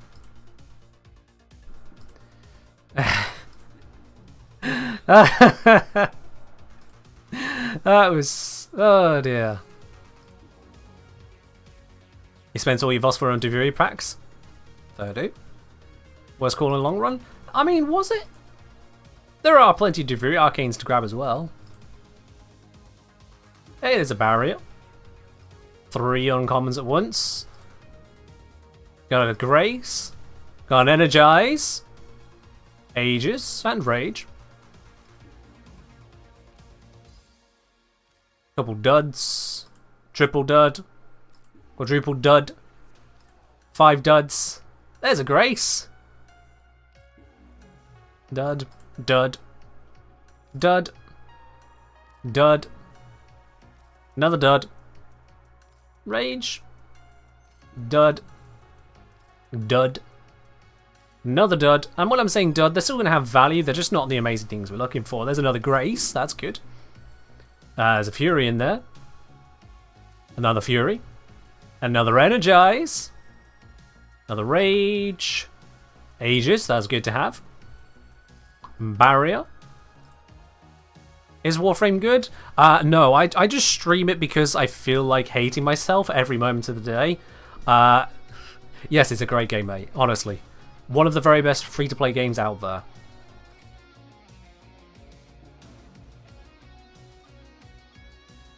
Alright, let's see any more legendaries. That was a triple common, like that. Oh, there's an Avenger.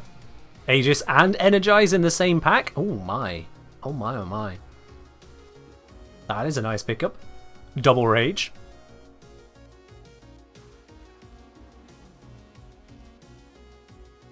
And then a few duds. It happens. Couple ultimatums. Got a Fury in that one.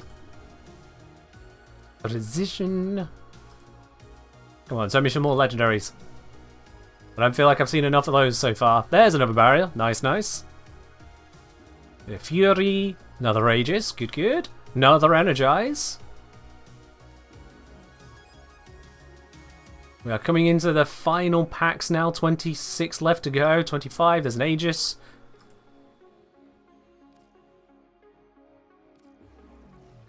It's going quicker than you thought, to be fair.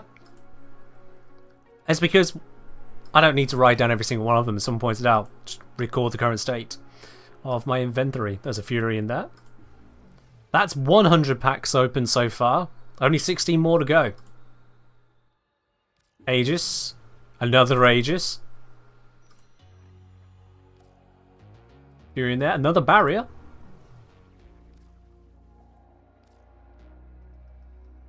An Avenger in that one. Lovely. And another Aegis. I feel like I picked up quite a few of those. And there's another one. Alright. Avenger. Another Aegis.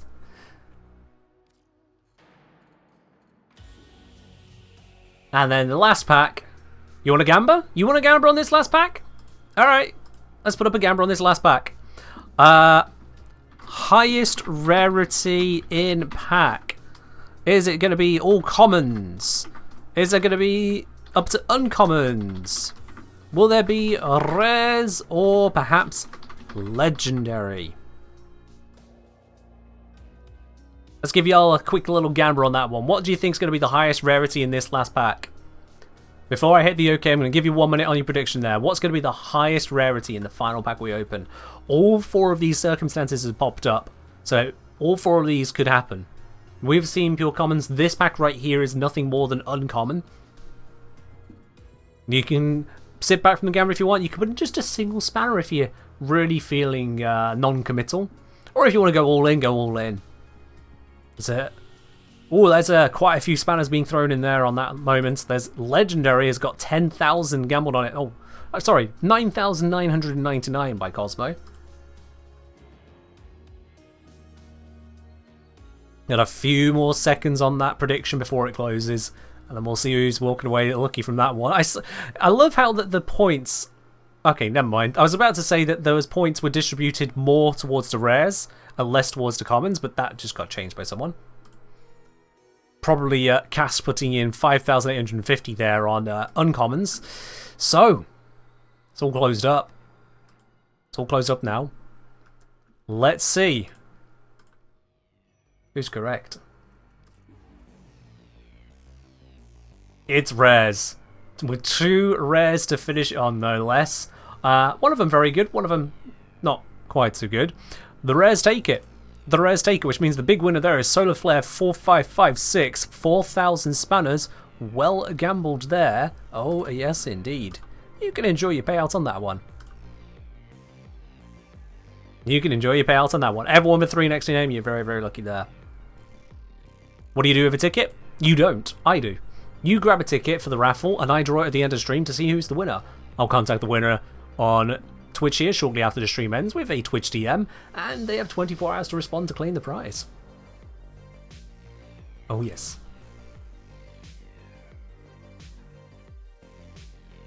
Okie dokie then. Let's actually have a look now as to how many arcanes I got out of that, or more importantly, which arcanes I got out of that.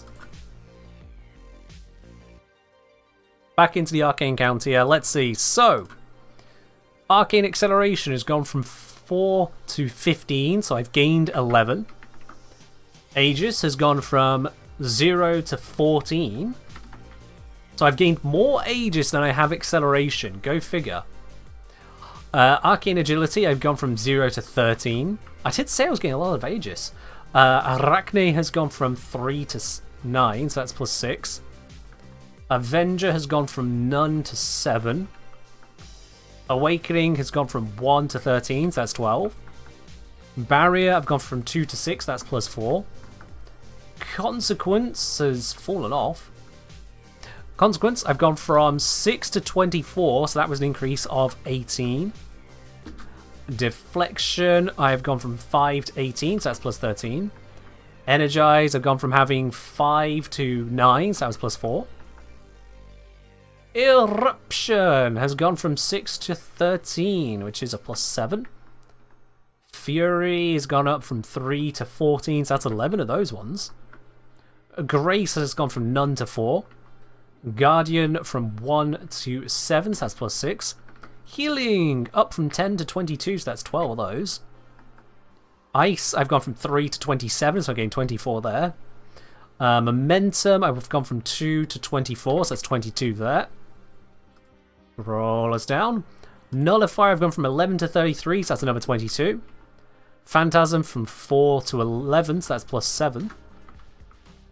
Precision. Precision, I've gone from 3 to 13, so that's 10 more there. Pulse, I've gone from 3 to 11, so that's 8. Rage, I've gone from 5 to 12, so that is 7. Resistance, I've gone from 2 to 10, so that's plus 8. Strike, I have gone from 6 to 14, so that's 8 of those as well. Arcane Tempo, we need to scroll down. Arcane Tempo, I've gone from 4 to 34. Oh god, okay, 30 of those picked up. Trickery, I've gone from 10 to only 16. 6 more there. Ultimatum, I've gone from 3 to 9, so that's 6. Velocity, I've gone from 1 to 8, so that's 7. Victory, I've gone from 3 to 18, so that's 15 of those. Blimey. And then finally, Warmth, I've gone from 12 to 38 for 26 of those. Very, very interesting. I'm just going to sum all of those up to make sure I definitely got the number I'm supposed to have here. If not, I will cry in agony. So give me a moment whilst I just add this on my calculator here.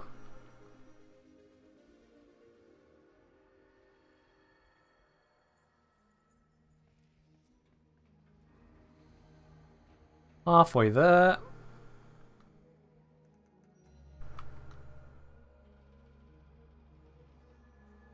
And that is 348. That adds up correctly. Excellent. Okay. I have done that correctly. Wonderful. So I just need to actually transfer all of those numbers over to my spreadsheet. So, let me just switch my screens around here.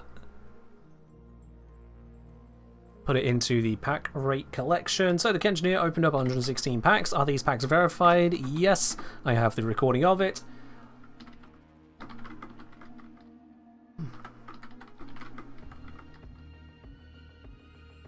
Oops.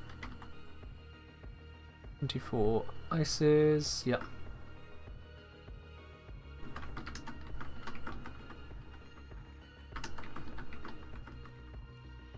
There we go. Beautiful. Alright, that's all in.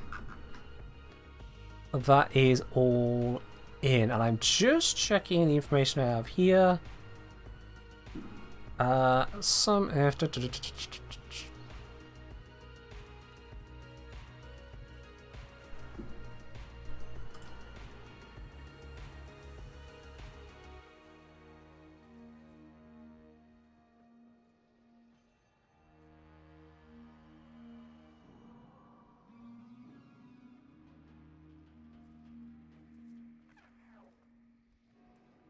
Right, I've got a summary here that is not working as it should. Range, criteria, some range.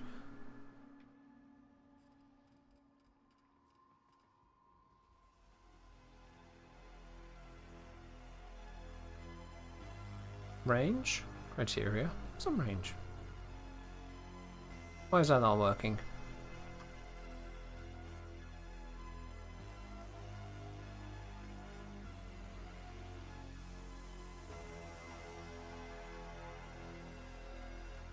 Sorry, just trying to get the spreadsheet to work and it's annoying me at the moment. What's my favourite button on my calculator? I don't have one. Do I have a favourite weapon? I have a bunch of weapons I like quite well. It's hard to really put a favourite to it. Forming Prime is a much treasured weapon. Bursting Incarnon, Torrent Incarnon, Later Incarnon, Dual Toxis Incarnon, Latum, Fenmore, Praedos, Glade Prime. There's a whole bunch of ones I use loads.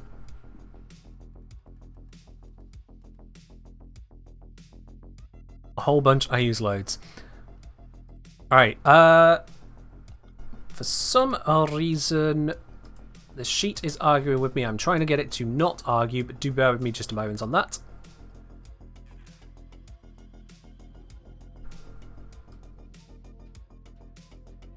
I might have to slightly jankify this.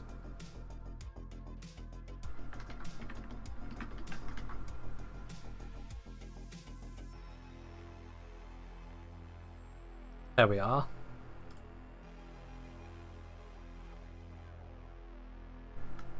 And then 116 plus 60.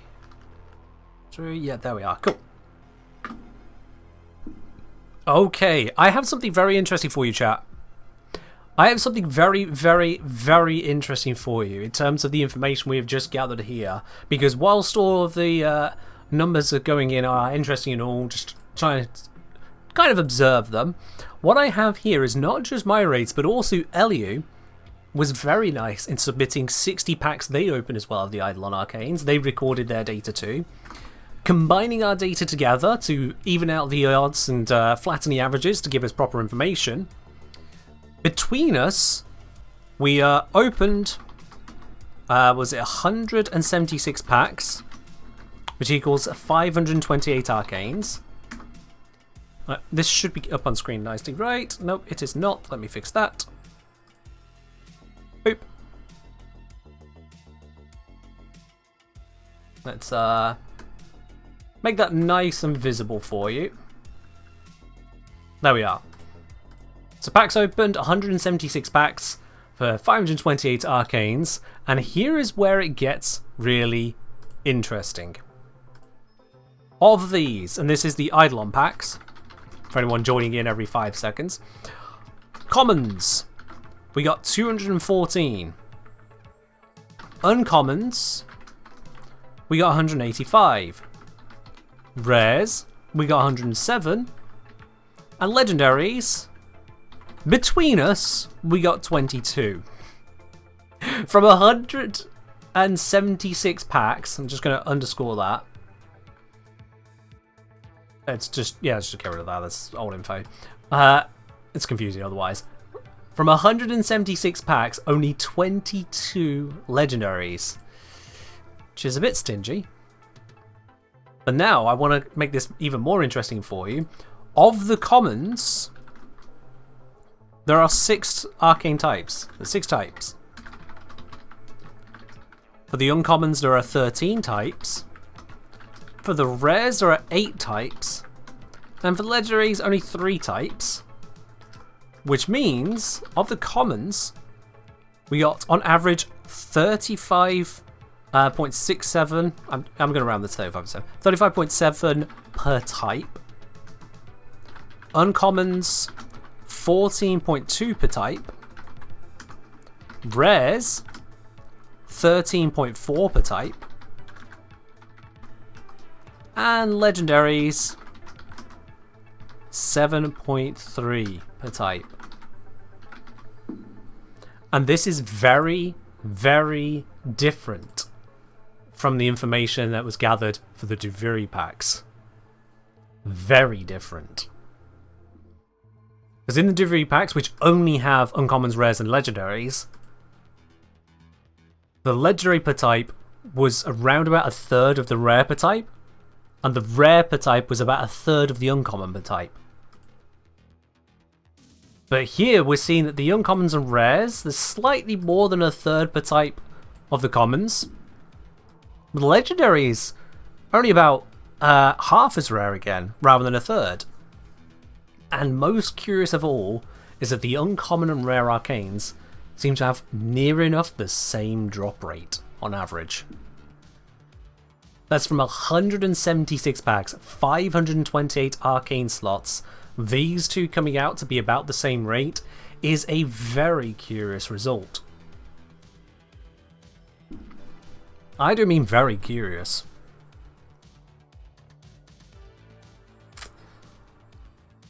I mean, there's not much else to make of that. That's how they land. Wait, seem like 1, 2, 2, 5?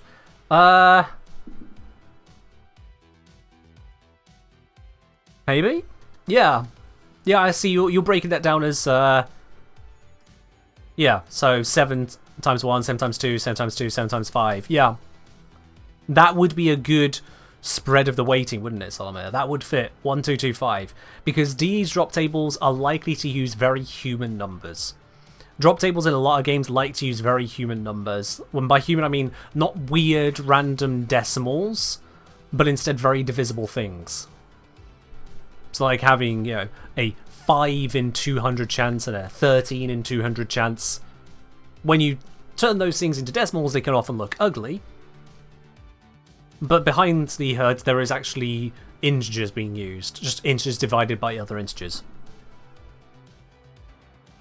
Moon suggests it looks a lot like the spread of rewards on rolling a relic. See, I did consider that it might be something to do with the way relics are handled, but those are very different packs.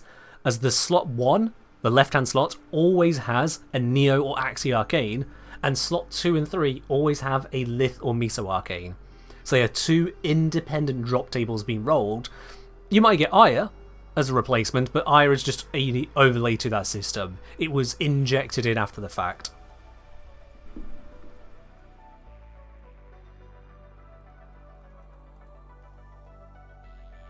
Yeah, Solomon, it might be 1 through 10, or it might be again raise the powers of.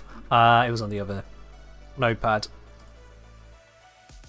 Or it may be 10 to the X's kind of thing going on, which may fit the information more. Again, there are error bars and all of this. The fact that both of those are above 21% and such, it's hard to say exactly where the numbers land, but about 1 through 10 is likely. If it does work that way, 1 through 10 is likely. Yeah.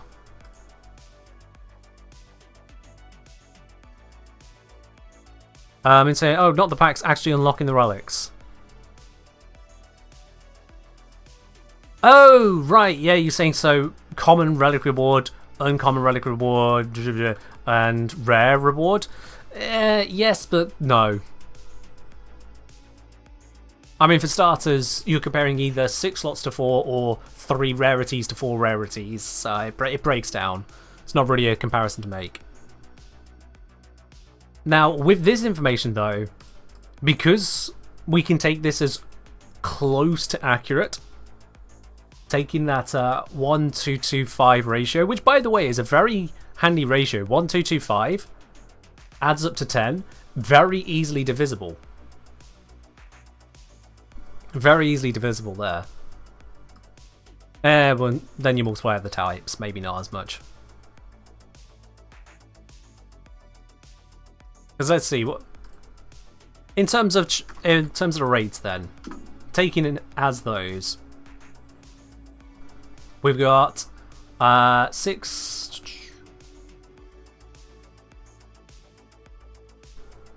Here we got 6 commons times 5 waiting. Actually, I can just divide these by the numbers opened. Yeah. Common. Roughly, that's going to be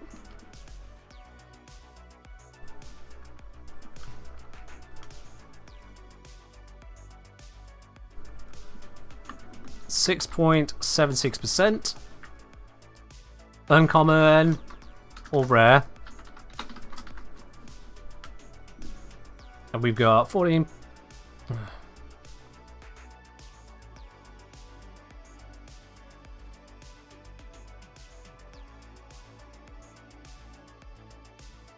That comes out to 2.63%. And this is per slots. You roll these 3 times. And then 22 divided by 528.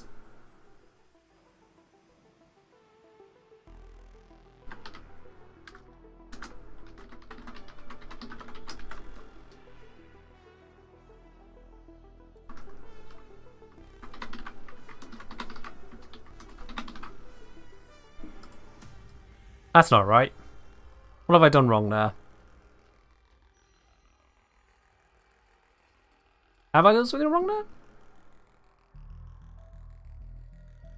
Yeah, I've done something wrong there. What have I divided incorrectly? Never mind, I forgot to divide by 3. I was looking at it, I was like, that doesn't make sense. But there we are. There it is.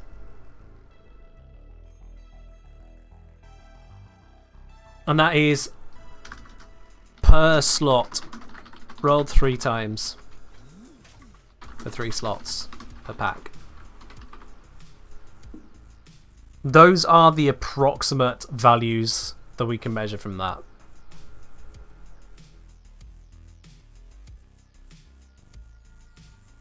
Someone is saying this is all a notable assumption that weights are equal within a rarity. That is a very fair point to make there, absolutely. I'm running on that assumption based on... what's it? Yeah, based on the Deviri packs, where that did roughly pan out. So, if I bring up the Deviri rates, I had the 2 uncommons. They popped up, what was it? 21.8. I can just show you that. Notepad, I summarized it. We can see that here. In the rates that we got from the Deviri packs previously, they are very distinct bands. There is absolutely no overlap between the 3 here, not even slightly close. The most common legendary and the least common rare, not even close to each other, order of magnitude out. The most common rare and the least common uncommon, oh sorry, not order of magnitude, but a magnitude out. It's double there, and then it's 2.5 times there. Something like that. So yeah, it is definitely banded when it comes to Deviri packs, and that's why I'm believing as much is true for the Eidolon packs. But we don't know without DE's information on that.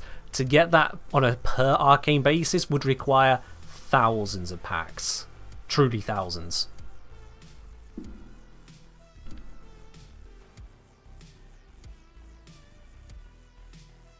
Fantakiller, if you've got a bug that allows you to bypass the capacity limit for mods, once you go into a mission, any mods beyond the capacity limit will just be turned off.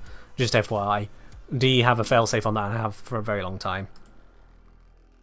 Hi Engineer from Thomas here. Say, I have a very wonky theory I can't test. Want to know your thoughts? So say I have a Riven that has minus 99% status duration, I proc bleed, which deals some amount. Will the Riven then change it to deal that damage after 1 second? Nope. Bleed doesn't deal a fixed damage over time. No status effect does that. Every status effect declares how much damage it does per tick, and then does that on the ticks it's allowed to hit. So an increased status duration increases the total damage of your status proc because it hits more times. Swing it the other way around, a reduction in status duration reduces the number of hits and therefore the amount of damage you get. Single targets damaging status types, that's bleed, toxin, and heat, they will deal damage at the end of every second they've been applied to the target. With minus 99% status duration, your status duration on all three of those is going to be less than a second, so they will apply and vanish without ever doing any damage. That's what that Riven would do. Minus 99% status duration is you get no status. It'll be there and gone in most status cases 0.06 seconds. Some people can't even react that quick.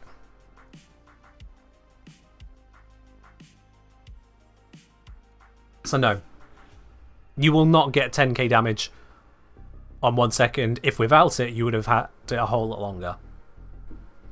I fit in very well with the OSRS community. What do you mean I would fit in very well there? Like, I've not been there before now. I was in old school RuneScape before it was called old school RuneScape. Bro, I was there cutting the willows down by Draenor village when that was the best option available.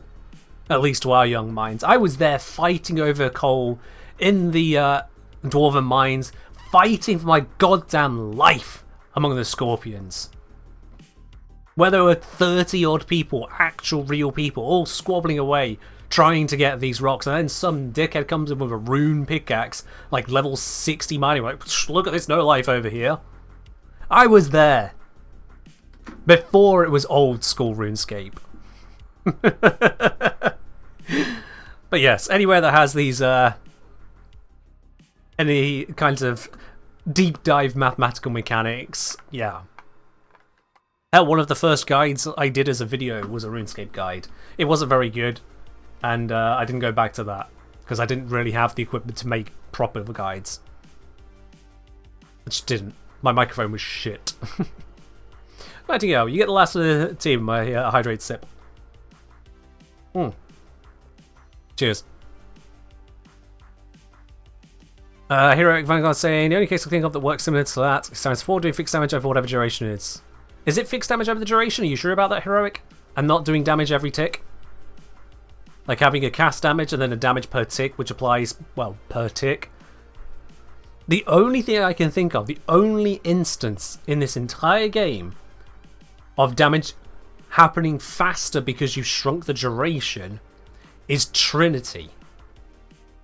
Trinity's Energy Vampire deals a number of ticks fixed, and the time between those ticks is spread out based on the duration of the ability. So if you shrink the duration down, you get tick, tick, tick, tick, quickly done. That is the only instance I can think of.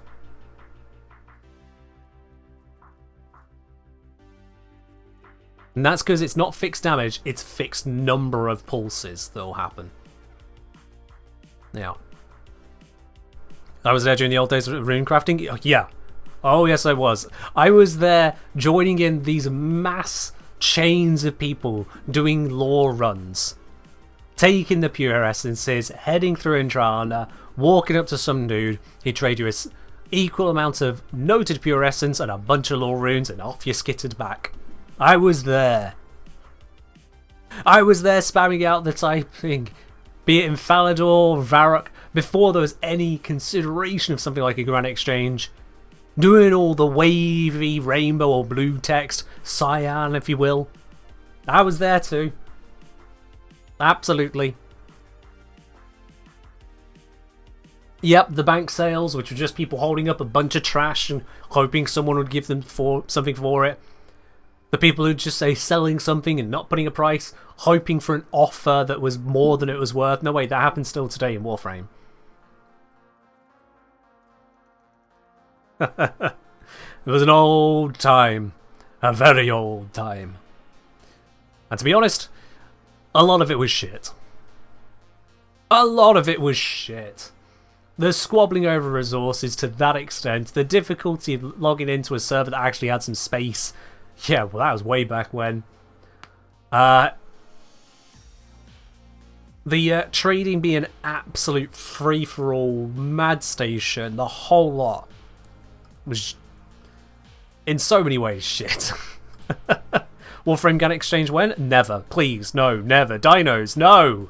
Don't get us started on that. Do you not realise how devastating that would be?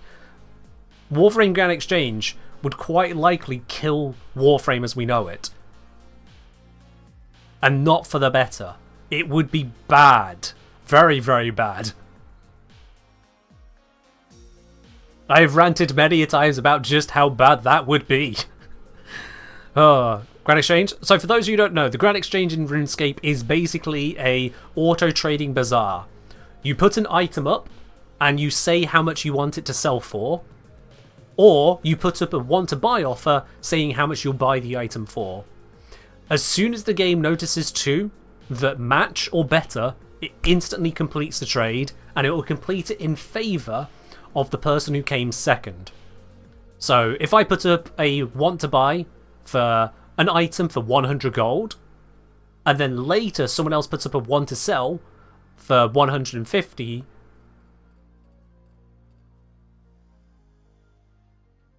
oh, sorry, no, not 150, then it wouldn't sell. If they put up a want-to-sell for 50, it will instantly complete at 100 because it goes to my want-to-buy order. Always sells to highest buyer? Yeah, it'll sell to highest buyer, Dinos, that's not what I said. The two people. The second person. Not the last person. That would be you contradicting what I'd say. I said the second person, which is referencing a two-person trade. The buyer and the seller. But it's fine, you know, you can jump in and tell me I'm incorrect whilst I'm still in the middle of explaining something. That's perfectly fine, Dinos. I'm sure you love being in the ranks of YouTube commenters who tell me I'm wrong because they've listened to the first 15 seconds of a video and not heard the next 15 that explains how they misinterpreted what I just said. Gonna call you out there, mate. You're a YouTube commenter now. So, Grand Exchange, the reason it is terrible in that regard for us, but is brilliant for RuneScape, is because of the very nature of the premium currency we use to trade with, and how that friction we have in our trading props up that premium currency. In RuneScape, you could list 6 different items, if I recall correctly, 6 different items, any amount of that item, but that's just what you listed, and it will just automatically do those trades. Come back later. If you put up trades where no one's ready to buy at that price yet, it'll just tick through the buyers as they're available. Or likewise, if you put up a bunch of buy orders, it'll tick through the sellers as they try to sell those items. And that massively increases the fluidity of trade. Which, when you consider how many people, like me, are sat on a whole bunch of items that just not got around to selling, you suddenly have a way to start listing those things and let them passively vanish away, bringing in this free income. Yeah, you know people will do it. Oh, that was it, yeah. 2 for free to play, 6 for members. It'd been a long time since I've been free to play. Or at least played free to play, yeah. Warframe's economy is propped up by the friction. The reason all but the most expensive items have a value of at least a few platinum is because a whole bunch of people are holding on to them and just can't be bothered. Straight up just can't be bothered. But if I could just go to my Arbiter and be like, okay, let me just do this bit. Just going to sell some items. Let me see here. I got 6 slots. We'll see whatever's going the best. So we got equipment, inventory. Well, let's say I was actually going to sell Arcanes because, you know, Arcanes are hotly going at the moment. Let's sell Arcanes. So I go, yep. We'll go those ones. Clicky. And we'll go all of these ones. 2, 3, 4, 5, 6. Effort. Yeah, I'll list those ones. Whatever the average guide price, pop them in. Might do minus 5%. Minus 1 platinum. Sell it quickly. Boop. Gone. Some would sell instantly. Some would not. The ones that sell instantly, fill those slots with something new. Boop, boop, boop, boop, boop, boop, boop. Lots of value. And there is room in there for people to be traders. Buy low, sell high, basically. Put in the low buys, people get the instant sale they're looking for. Put in the high sells, people get the high purchase that they're instantly looking for. And the traders net the difference. Very lucrative if you've got the time and patience to do it correctly.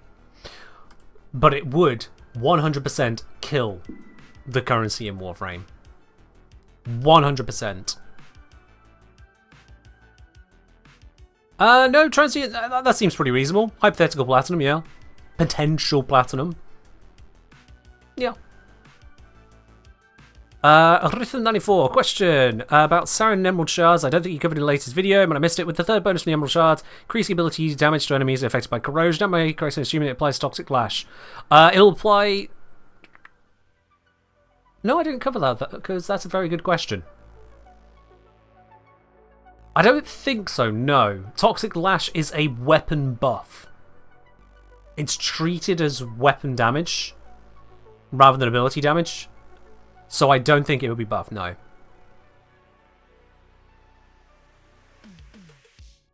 Goes a Deco. You must have tuned in the last, like, 30 seconds to not understand what I was talking about, which, fair enough, that'll be why. If you miss most of the conversation, you won't understand what I'm talking about. I don't know why you're using 5 question marks at once. You don't need those. Calm down. And, quite frankly...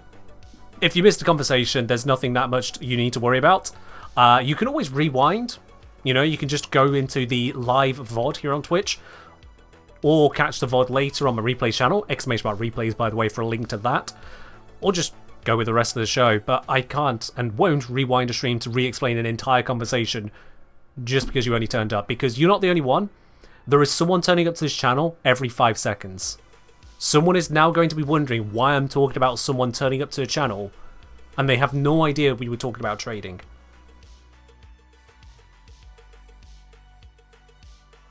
Someone just arrived wondering why I was staring at this camera. You see how it doesn't work out for a live stream.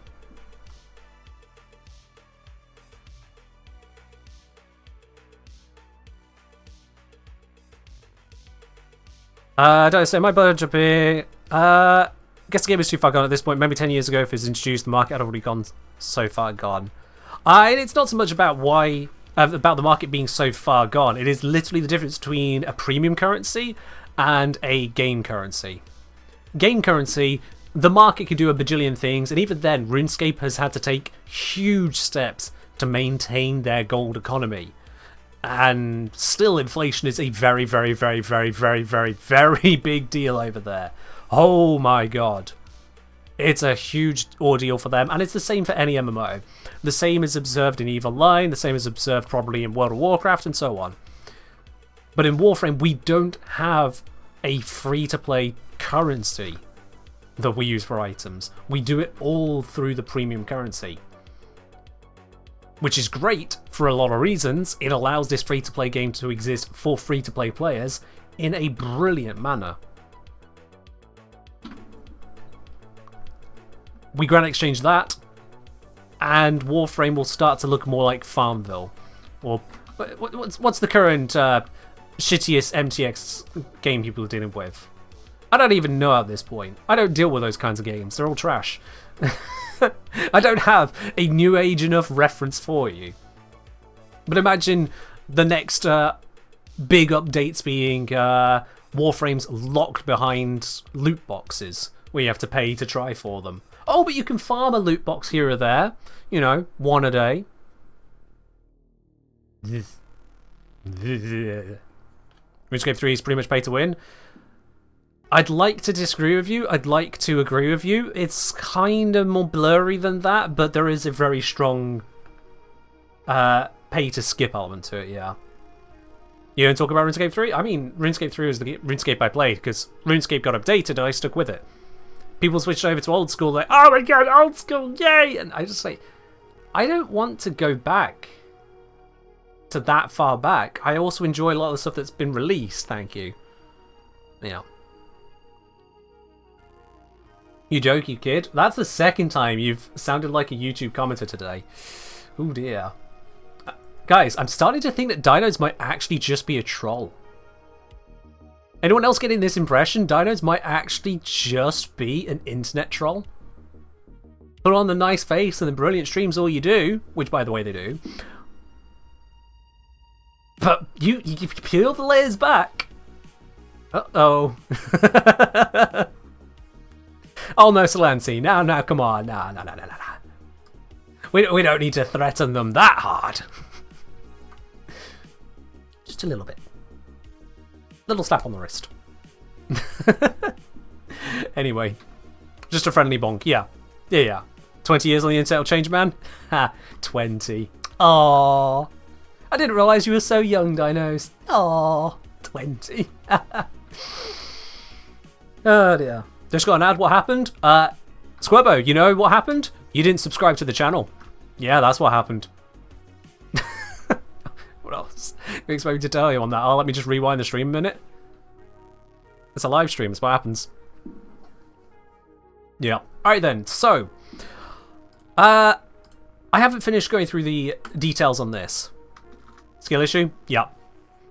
It's definitely a skill issue, because if you simp hard enough, someone else might gift you a sub. There's a couple people here that regularly get gifted a sub, so I mean, just say, please don't become that. Please don't. Oh, good God, no. That would be the worst kind of chat. Oh dear. Mirrorlade, thank you for just cutting that one short. Thank you. Also, Mirrorlade, that's your first gifted sub on the channel, no less. Thank you doubly so on that, actually. That is certainly a hurdle to cross, and you've just gone across it, so I do really appreciate that. Squirbo, make sure you say thanks for that. Not just oh, make sure you actually thank Mirrorlade for that. I'm sure the O wasn't to that, it was at about the same time, but still the optics of it. Ah, dear. Somebody say, I'll be willing to pay anything for an ad-free experience? Hey, well, what do you know? What do you know? You've been lurking for 2 hours whilst you worked on a Nidus revamp idea?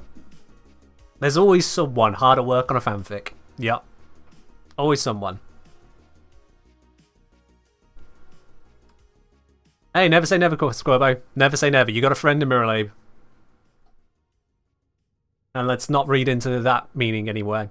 Okay, so what I want to take from here now that we've got ideas on rates, and again, I'm running with the assumption, an educated assumption, I have the receipts to prove it, but I'm running, still, no, I'm running with the assumption that each of the rarities shares a drop rate. It makes sense.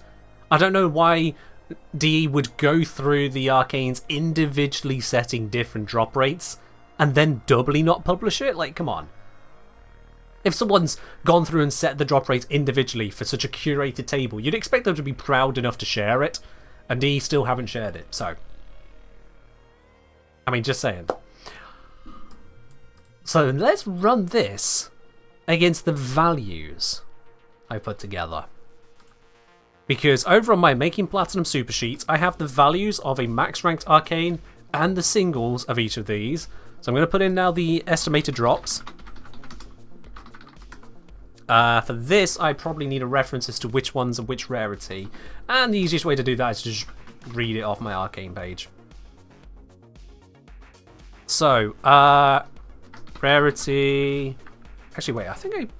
No, wait, actually, I think I put rarities... by Arcane name somewhere else. There we are. I can just copy these and transpose it. Edit, paste, transposed. That didn't work. Damn it.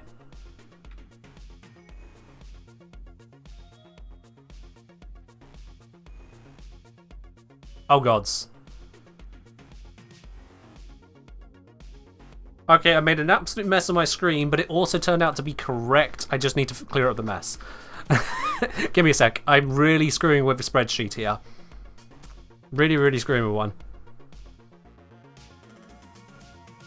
Makes sense of Warframe rarely go in the same sentence? Rarely, but just often enough they do.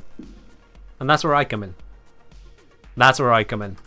I'm just fiddling with all the numbers over this side. Let's see, estimated drops equals... if that equals common, I'm just going to put basic if statements into this, it'll work just fine. If common, 6.76%. I should put that as 0.0676, otherwise I'll break the equation. Otherwise, if it equals... Oh, if that equals legendary, then it should equal 0.0139.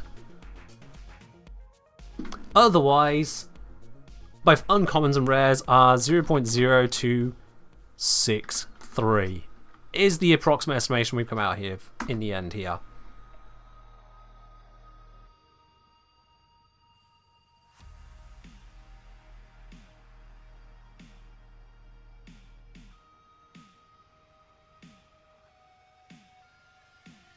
And that works. Okay, cool. That totals 0.9996.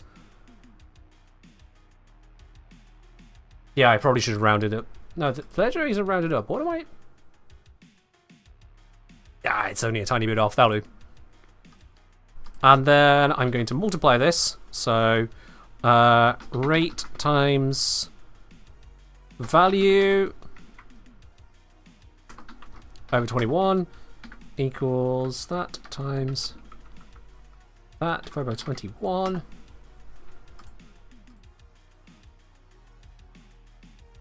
There we go. So, from my estimation, chat, using maxed rank arcanes, using the Warframe market, moving average data from the 6th of February, which was just yesterday, that's good. So it's very recent information. An Eidolon pack has an average value of 18.6 platinum. There it is.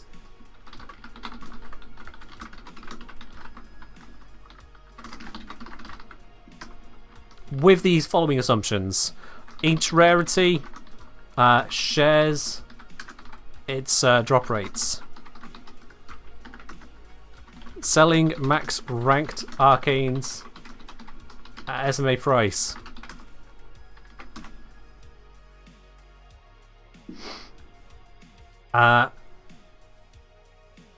Actually, I think that's the entire assumptions list, isn't it? Yeah, that's the entire assumption list. Which, honestly, as far as assumptions go, that's pretty good. That is pretty good.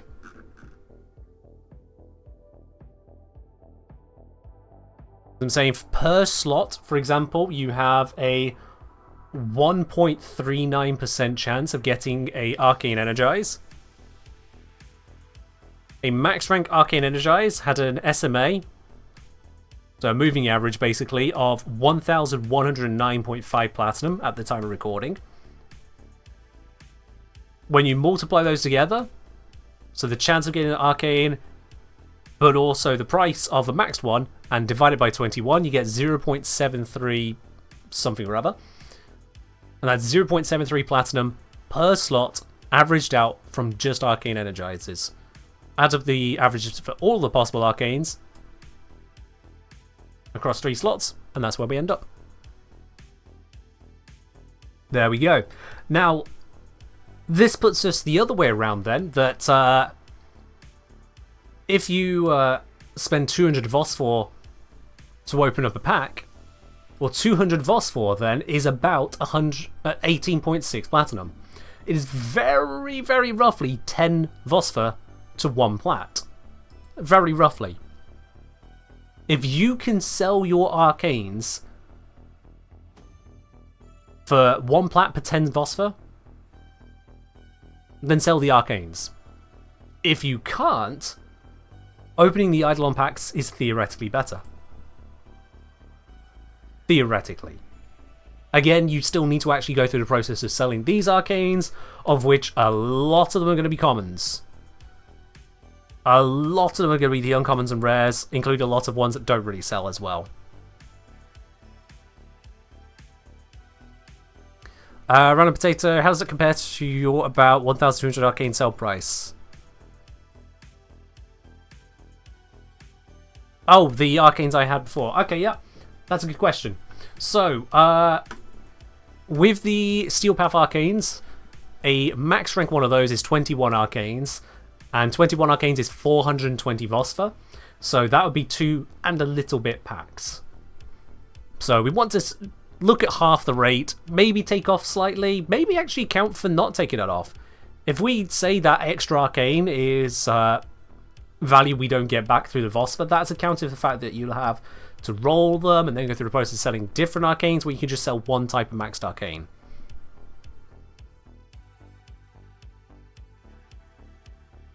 Umbrella, no. I wouldn't go for rank 0 compared to max rank, because rank 0 1 Arcanes have an inflated price because people don't want to sell them at that price because of the effort.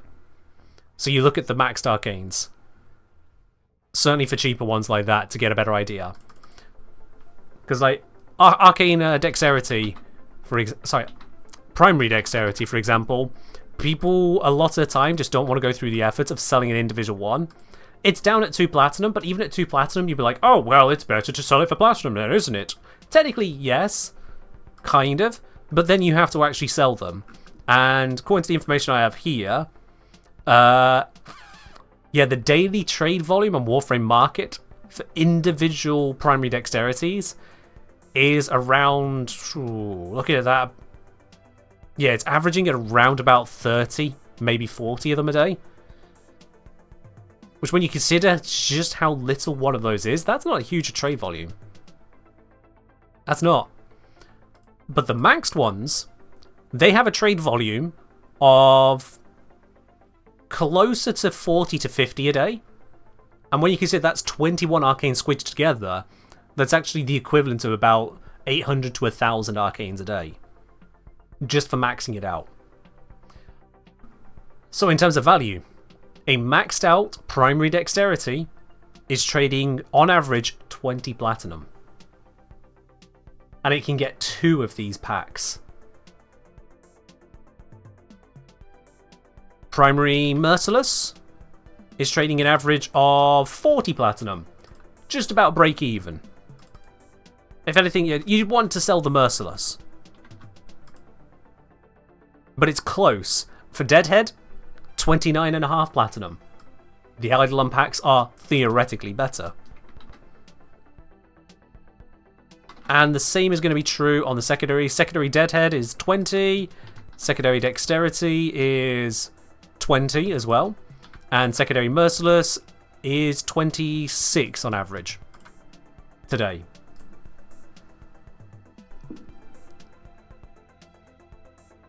You saw Merca came for 50, nothing less. Good to know. You're an outlier. The Lost. You are an outlier.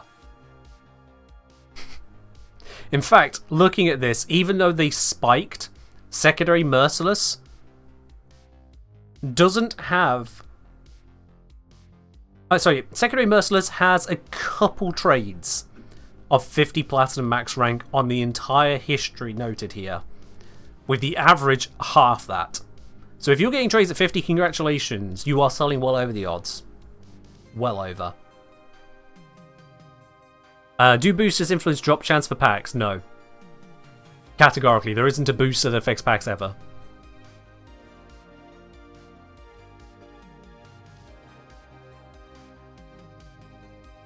So to give you a very simple shortcut, Umbrella, if you are happy to go through the effort of selling everything you get out of Eidolon packs, then it has an average value of 18.6. So the Arcanes you are selling, if they...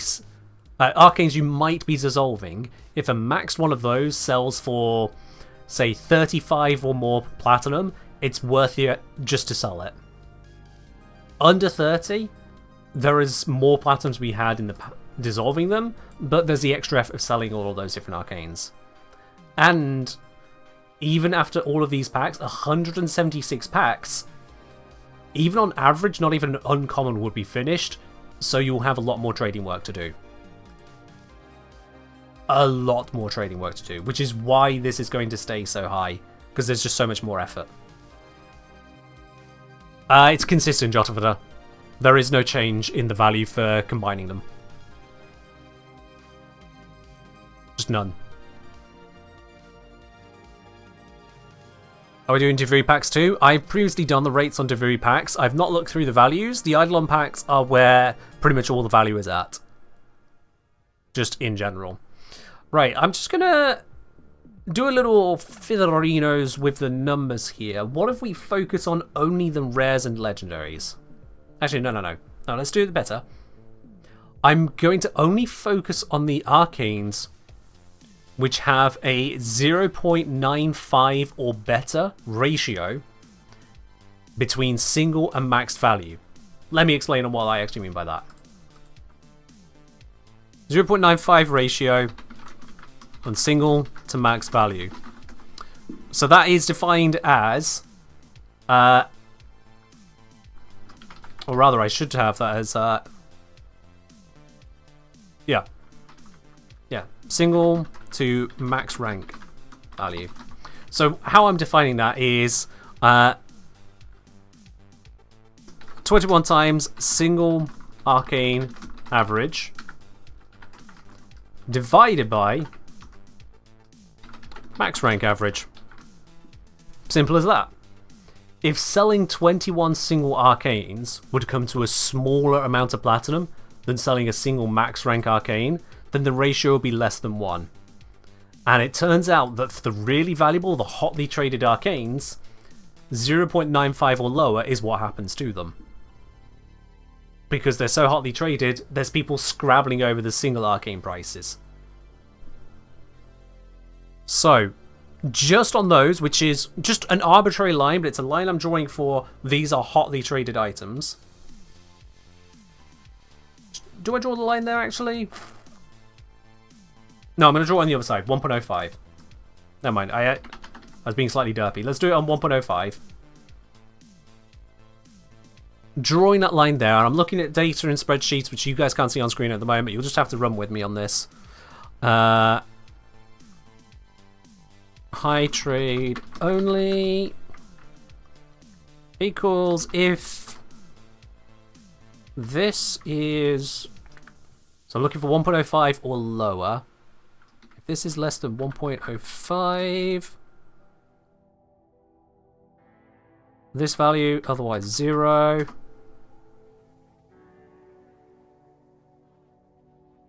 Ooh. For highly desirable arcanes only, average pack value is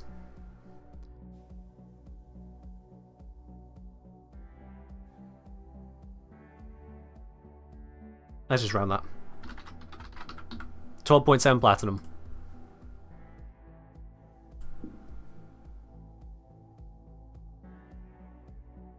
That's what that comes out to. So in this 18.6 platinum, that is a lot of arcanes which are not really desirable ones from Eidolons. And so people have been melting them down. Prices have gone up, but there's still the effort of selling them. Whereas this 12.7 platinum represents your really valuable arcanes. Your Aegis, your Avengers, your Grace. The ones which are really powering people's builds. So, if you don't mind going through a lot of trading effort, I'd estimate the pack is currently worth 18.6 platinum. If you only want to trade the really good ones, the pack is worth 12.7 platinum, but you can melt down the other arcanes into yet more packs. Oh, move that. Sorry, yeah. There you go. Thanks, Cosmo. That's where we end up there. And let me see if I can estimate the value of those. Oh, that's going to be annoying. I don't have the phosphorates next to them. And they have really annoying phosphorates, don't they? Gods. I'm just going to go manually get that information. I could grab it off a wiki or something, but it's just going to be simpler for me to do it manually. Let's just load that one up. So, for those of you who've been following along with this mathematical dive into the value of the arcane packs, what questions would you like me to answer on it? Because I can go off in 20,000 different directions about this and that statistical curiosity, but at the end of the day, this is a practical channel. We want practical answers, and for that I need practical questions, and not a crash! Why is it struggling so much with the Sanctum Anatomica all of a sudden? Okay, it's not crashing, but it is hitching to absolute hell. DE, what have you done here? This is so weird. I don't even know why it's doing it. Anyway. Arcane. Say the word, and I shall break your Sort by name. down into phosphor. And I'm just going to dig through these a bit. So, phosphor value. Arcane acceleration is 21, but that's one you actually should want to sell because acceleration goes pretty well. And for good reason, it's actually a really nice arcane. 179 platinum for a maxed out one these days. Yikes, that used to be cheaper. Aegis is, oh dear, 28. Cool. I have to click into the game for the mouse over to pop up, that's annoying. Agility, 21. Arcane is 28. Avenger, 28. I think it's going to match up to the rarities, but I think some of them are also stupid, so I'm just going to check them all one by one. Barriers you wouldn't melt down anyway, but it's a 98. Consequence is there, it's 14. Deflection is a 21. Energize, 98, but you won't melt that down. Eruption is 21. Fury, 28. Grace, 98. Again, you won't melt it. Actually, you won't melt the Fury either. Guardian is 21, and apparently Guardian actually trades decently enough that you wouldn't melt that one down either. Interesting. Or at least I wouldn't recommend melting it down.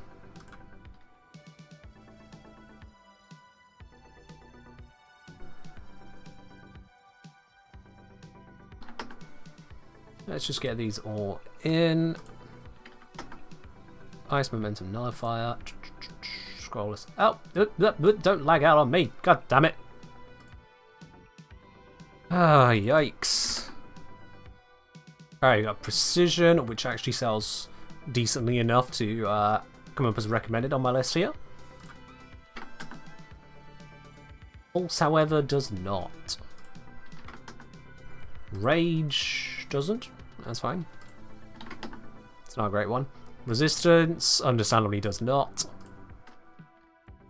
Sorry, how much did I put down for Rage? Whoops. I typoed. Strike, 21. Tempo, 14. Trickery, 21. Ultimatum, 28. Velocity, 21. Nearly there. Victory, 21. And let me guess, Warmth is a 14. Oh yeah, well, you know, I should have just gone by rarity. It did work out after all. Never mind. Never mind. Am I making some sort of follow-up on the Arcane Dissolution video? I'm just curious about the values, to be quite honest. I'm just really curious about the values. DeVry was not playing ball with you earlier. I mean, DeVry hasn't played ball since release. Some people have it lucky, some people don't. That one's just been a problem. What Hawk say, hey, it's a returning player from with cross save from 2016. Came from your last video. Great video. Working on a lot of catch-up learning. Well, thank you very much. I'm glad you enjoyed the video enough to drop by here. Hope you enjoy the channel live as much as on the videos. And Levels does a great frame. I love him. Okay, Vosphor returns on high trades equals if that equals 0, 0. Otherwise, oh wait, no, that equals 0. That times that. Otherwise 0. There we go.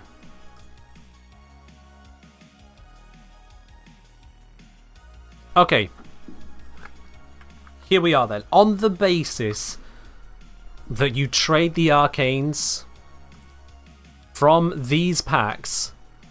So if you're doing it this way, you trade the ones which have a good ratio, and the ones with a bad ratio you melt down. You would get back an extra, not much, 42 Vosphor per pack. Meaning you'd get an extra free pack per 5 opened, which effectively is a 20% increase in this value.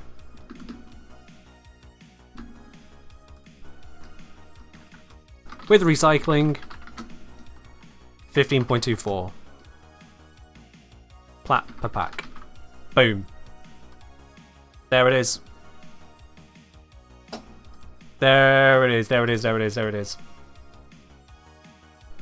Somebody saying, oh, if the weights are inverted Vosphor, it kind of fits distribution. You know what? I didn't even think about that. No, it's not that. No, it doesn't fit the distribution at all that way. Because you would have then 14, 21, 28. So the difference between common and uncommon would be the same as the difference between uncommon and rare. And that's not true. So no, that doesn't fit. That's where you'd expect to see the categories, but that's just the same as saying, hey, look, commons are more common than uncommons. Who knew? No, that's definitely not the way it works on that one. We can see too much of a similarity in the uncommon and rare rates that they are basically the same in the Eidolon pack. Is what I'm seeing. As I've said, hey Ken, me and a friend are having a debate. We know in European countries you don't have AC in your house that much, but do you have it in your cars? Oh yeah. Yeah, cars, at least in the UK, just have AC as standard. Yeah.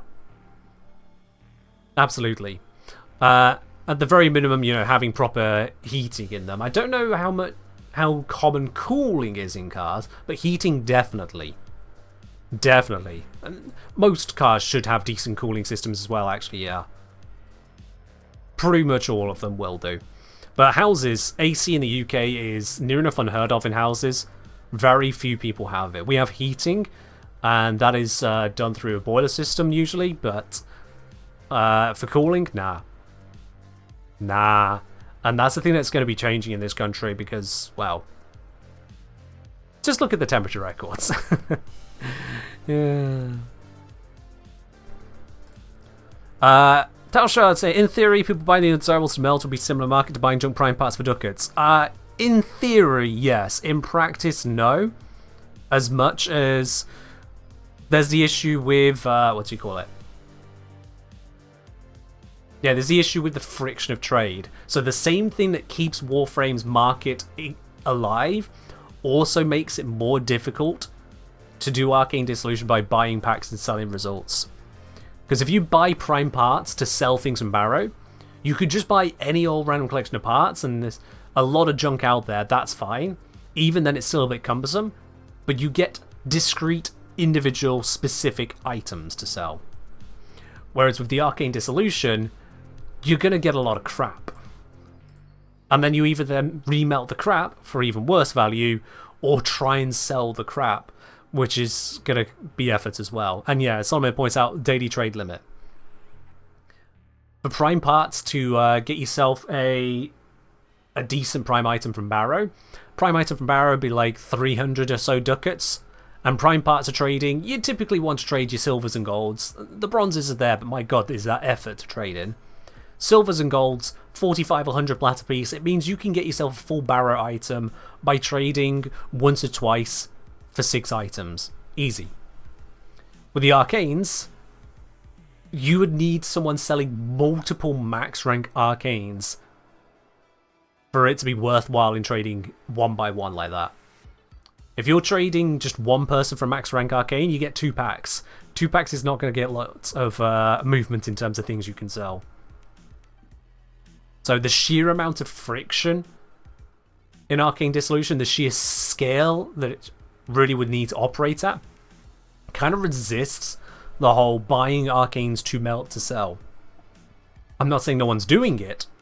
I'm saying that there's a lot more friction in it, which keeps out the people who do it on a whim for gambling purposes. It's not like how whether you got a gambling mechanic in a game, or if you got something like your loot boxes, TF2, CSGO, that kind of thing, where someone can get pack after pack after pack and just run them all open, hoping to make a profit. They never do.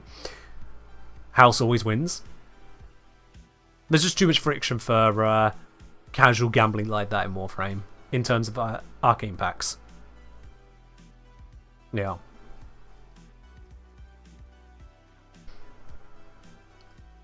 Which is, again, probably why these rates are where they are. When I consider that, as I pointed out, many of the Seal Path Arcanes are trading at 20 platinum for a whole thing, and you can use one max rank Seal Path Arcane to do 2 of these packs, with a little bit of change. Well, even at this rate here, even at this rate, you plat positive. This rate, you're very plat positive. At this rate, you're hilariously plat positive. 20 plat for the Arcane, 37 plat out of it, on average, you'd be laughing. But there's a whole process in between. A massive process in between. But this is also why the Arcanes have gone up where they were. Because Secondary Merciless, it used to be trading at 10 Platinum. Now it's trading at 26. For a maxed rank 1. Secondary Deadhead used to be trading at 10, 11. Now it's trading at about 20, 23. Secondary Dexterity. At its low point, it was trading at 5 Platinum. Now it's trading at 20. And that's why. Because if you could buy 2 packs, 2 Eidolon Arcane packs for 5 Platinum, you'd be laughing. Even at shitty results, 5 Platinum, that's worth it. So the prices have gone up to the point where casual gambling is not worth it.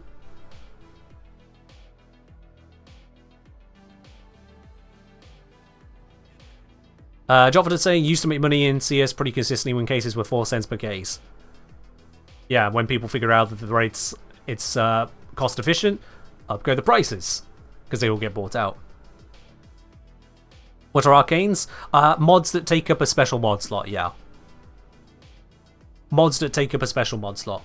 So if I show you... Very good. yes, thank you. If I show you on Lavos, for example... Here we are. 2 special mod slots for Arcanes. I've got Arcane Grace, Arcane Avenger, and as Solomon is pointing out, the only rank with copies, yeah. To rank up an Arcane Grace, I need more copies of Arcane Grace. I can't use Endo, whereas mods can be upgraded with Endo, and only with Endo. How do you farm them? How do you farm anything in this game? You go to where it drops and you grab it. Or you go to the vendor that sells it and you buy it from them. They come from a lot of different places. So the answer to that question is how you farm things, yes.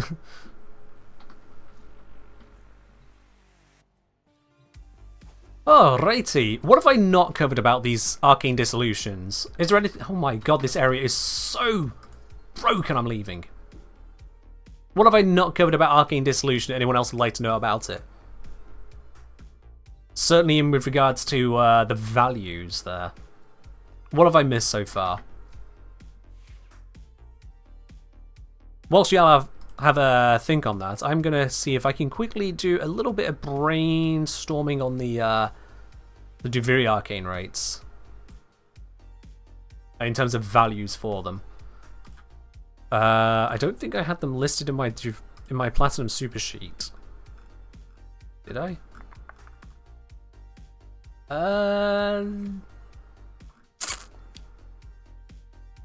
Doesn't look like it's on my Platinum Super Sheet. No, which makes sense because at the time I don't think they were farmable. Most important question about Arcane Dissolution is why can't you hire Lloyd for a discount? What makes you think that would get you a discount? Lloyd is otherwise interested. His eyes and hips lean in a different direction. Do any of the Netracells Arcanes come from it? From Arcane Dissolution? No. There is no pack for those. Yeah.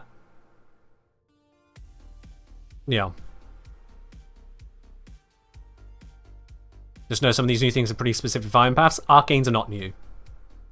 Arcane Dissolution is new. Arcanes are not new. Arcanes have been in the game for a very long time. They were in the game for years before I started playing the game. They've been around. Not everyone's a hugger, Umbrella. Not everyone's a hugger. Just because huggers are good for you doesn't mean it's good for Lloyd. Lloyd comes from a different culture. Alright, let me just paste this transpose.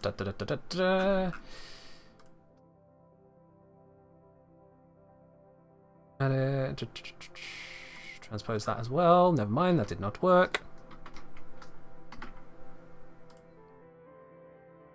Ooh, and then head it. Very special transpose there. There we go. Get rid of that. Okay, let's have a look. What does Arcane Intention currently trade at? Arcane Intention for a max rank 1 has a trade value of 28.7 and is falling. Interesting.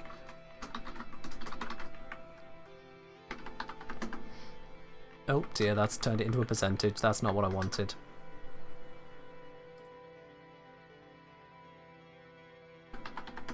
There we go. Let's see, Arcane Power Ramp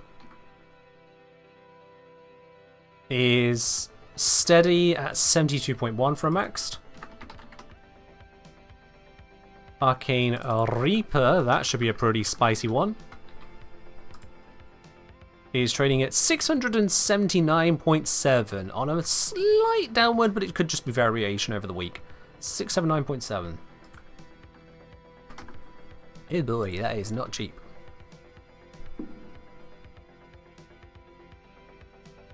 I get you, Umbrella, I get you. Let's just assume that our Warframes are asking and Lloyd's not in a position to say yes right now, which is why the option doesn't come up. Our Warframes, because the Warframes are controlled by the Tenno, and the Tenno are very intuitive because we have this ability to reach inside an ugly thing and make it feel better, all that kind of thing, you know.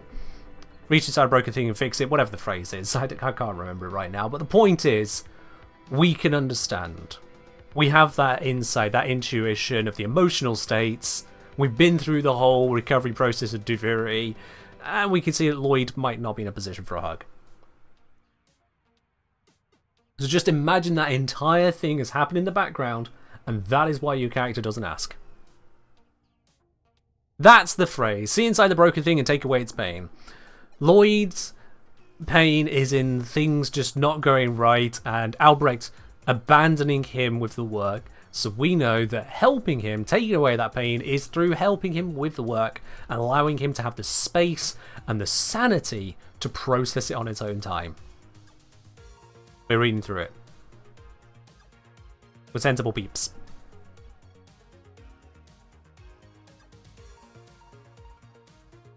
Alright, so, Magus Aggress. Trade at 49.6. Wonderful. Primary Blight. Max rank trading at and falling 215.8. I swear to God, if this comes up with a high average value, now I've done all of those Eidolon packs, I'm not going to be happy. But it's worth it in the name of science. Primary Auxiliary, average 68 and falling. Well, at least they're all falling, so it tells me it's probably, you know, a volatile market. Primary Obstruct, 48.3. Shotgun Vendetta has had quite the experience and is currently at 193 and possibly on a slight upward. I'm just going to put the 193 in because that's what we care about right now. Akimbo Slipshot, 58.8. Man, the randomness on these values. Secondary Outburst, 490. Longbow Sharpshot. Here's an extremely volatile one, currently clocking in at 362.2. I'm actually kind of surprised that one's so much lower than a couple others. Okay, given the rarity. Secondary Shiver, 247. Down. Okay. All right. Fun for the Duviri Arcane circuit. I mean, honestly, that's probably why those values are where they are. Yeah. This is interesting, actually, because from the packs opened, Arcane Reaper does come in at a lower rate.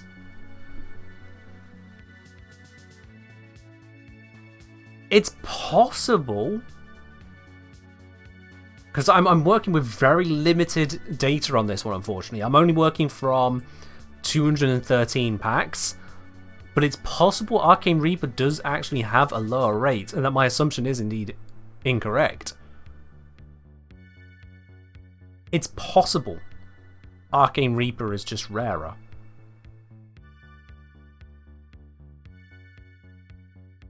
Because its price is higher and the observed rate is lower.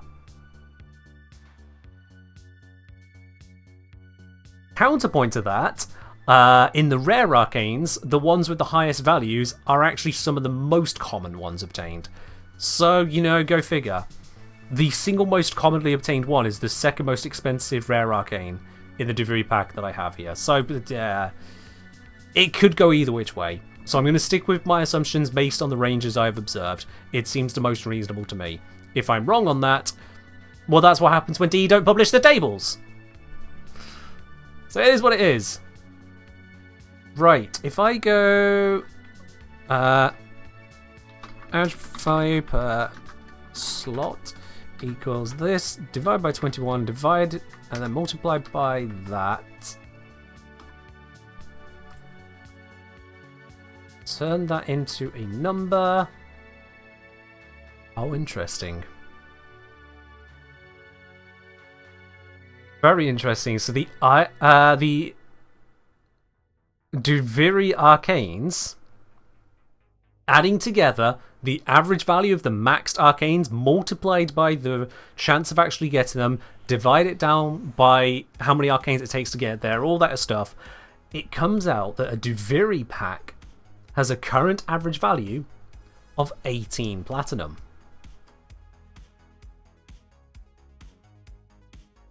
A current average value of 18 platinum. And the reason that is so very interesting, and this is based on observed data only, is because that is about the same value as the Eidolon pack, but with far fewer arcanes in it. Far, far fewer.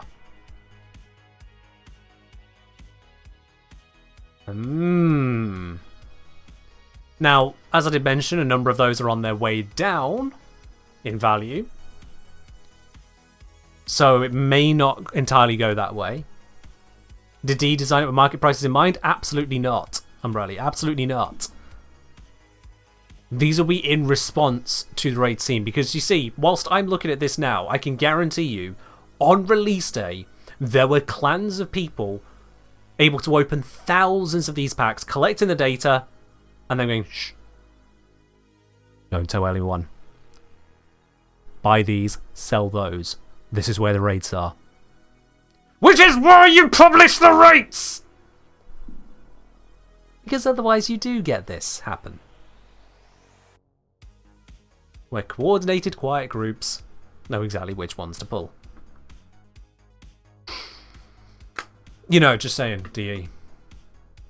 Insider trading? Well, not necessarily insider trading, no. That is still outsider trading, but it's effectively coalitions. What would be the words? Syndicates. That would be the best word I can think of it. Not necessarily cartels, but syndicates. You get syndicates form around these things to figure out what the information is, hold that information close to their chest, get the best results before everyone else has even woken up and knows what's going on. It also leads to people looking to data mine or leak stuff to try and figure out what's going on when they don't have such syndicates at hand. I have to wonder what's stopping them publishing the drop rates. That is my exact question, Malasitos. That is my exact question. Why are the rates not published? Paris or Leto first? Paris.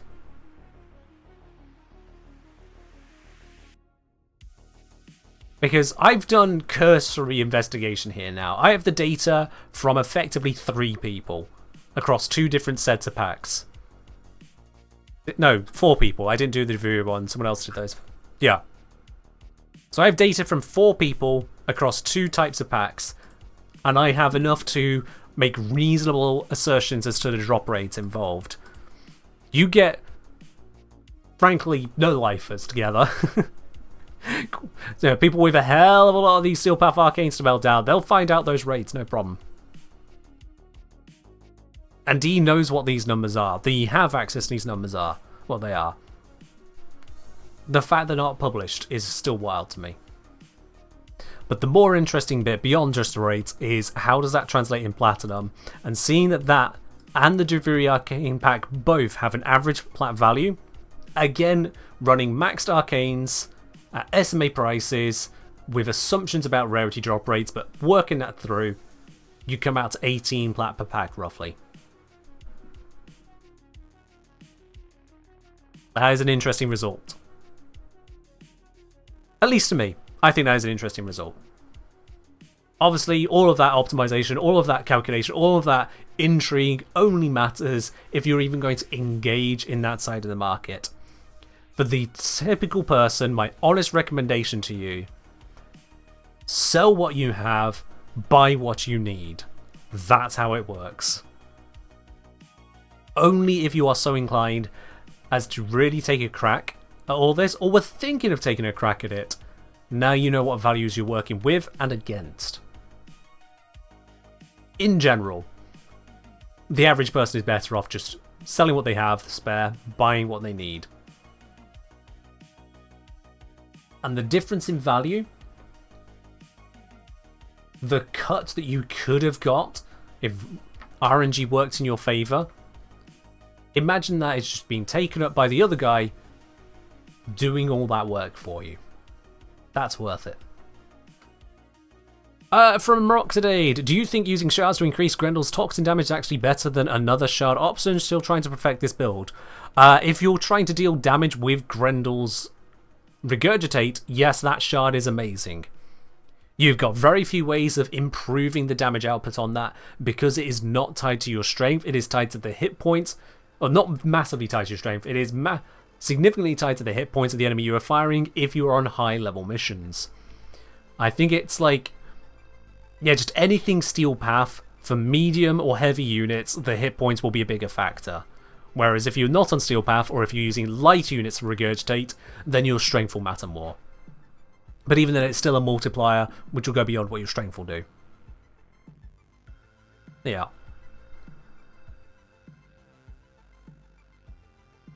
Yeah, the price of Energize is still kind of ridiculous, but that same ridiculousness generates almost certainly a lot of revenue for DE.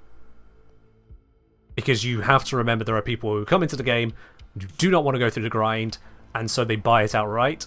There are other people that come into the game, and they buy little things here or there, all kinds of other items, and those other items, by being bought, enable other people to buy things like the Energize, which again puts more platinum scrolled away in people who have tens, hundreds of thousands of platinum sitting around. It also adds to the economy of those people getting those little items and being able to then trade other things and then spend the platinum in the market, sinking the platinum entirely. The price of Energize is one of those things which is supporting this free-to-play economy by allowing people who have the money to spend to get what they damn well please, but with a bit of effort. If it were a penny, well, that would be pennies coming into the games rather than $50 or so at a time. Energize is 500 right now? What? What world are you living on? Arcane Energize, max rank.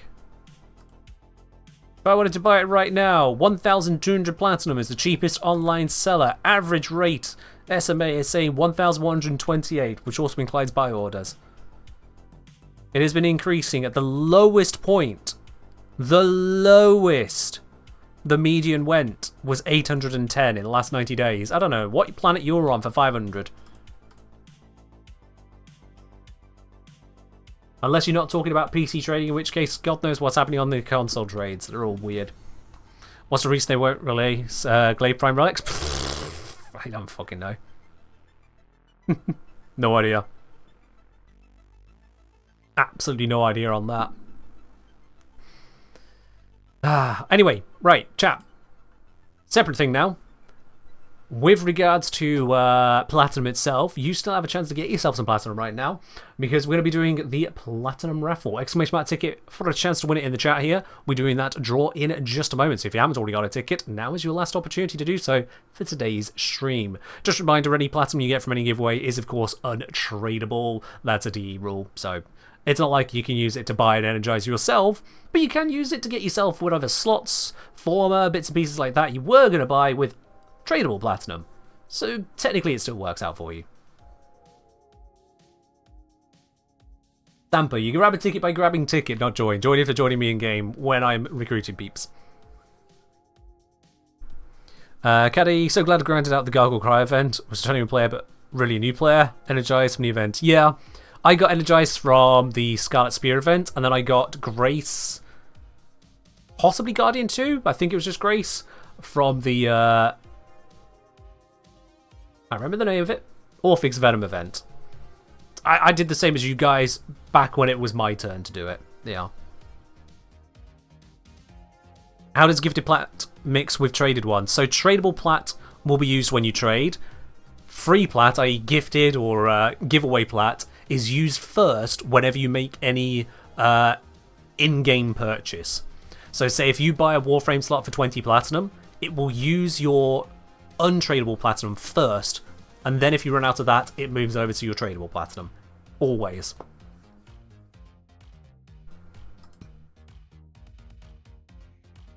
So yeah. Just a sensible system in that regard. It means when you see people winning on DE streams like 1,000 platinum or a Prime Access pack with 4,000, well, 3,990 platinum in it. I don't know why they don't just make that 4,000, to be honest. But anyway, when you see those kinds of wins happening over there, those people are not able to trade any of those items out or any of that platinum out. It's all personal. Cosmetics galore. Mug, yeah, there's not a separate command for Mug. It's all under merch. It's merch to get one of these.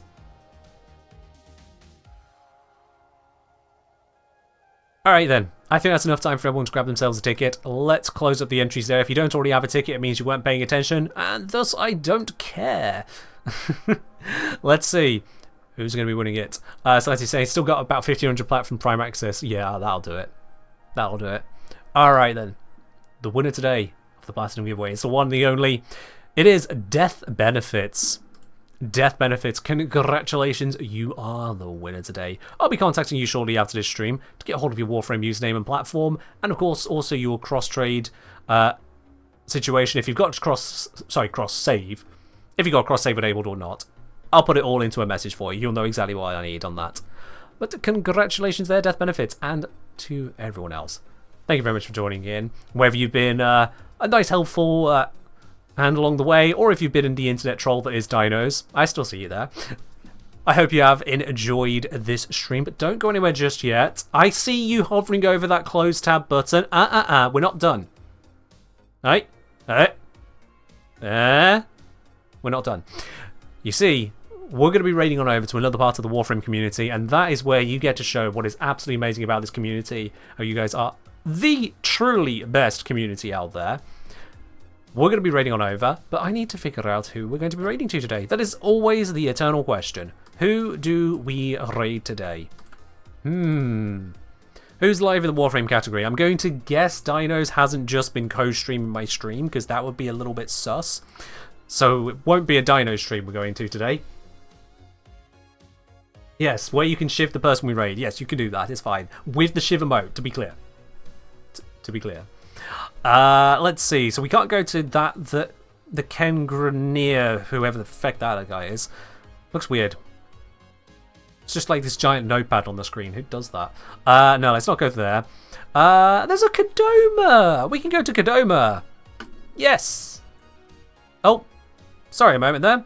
I had back muted, so I didn't accidentally play his stream through. Let me get that back through without with the sound this time. There it is. Much better. Caddy777, thank you very much for dropping that sub over here. Welcome to the channel proper. Enjoy your lovely blue sub badge, your emotes, your access to the supporter seat lounge. That's a premium channel over on my Discord, and of course, no more ads for you. And now that you've done that, now we're going to raid over to Kodoma.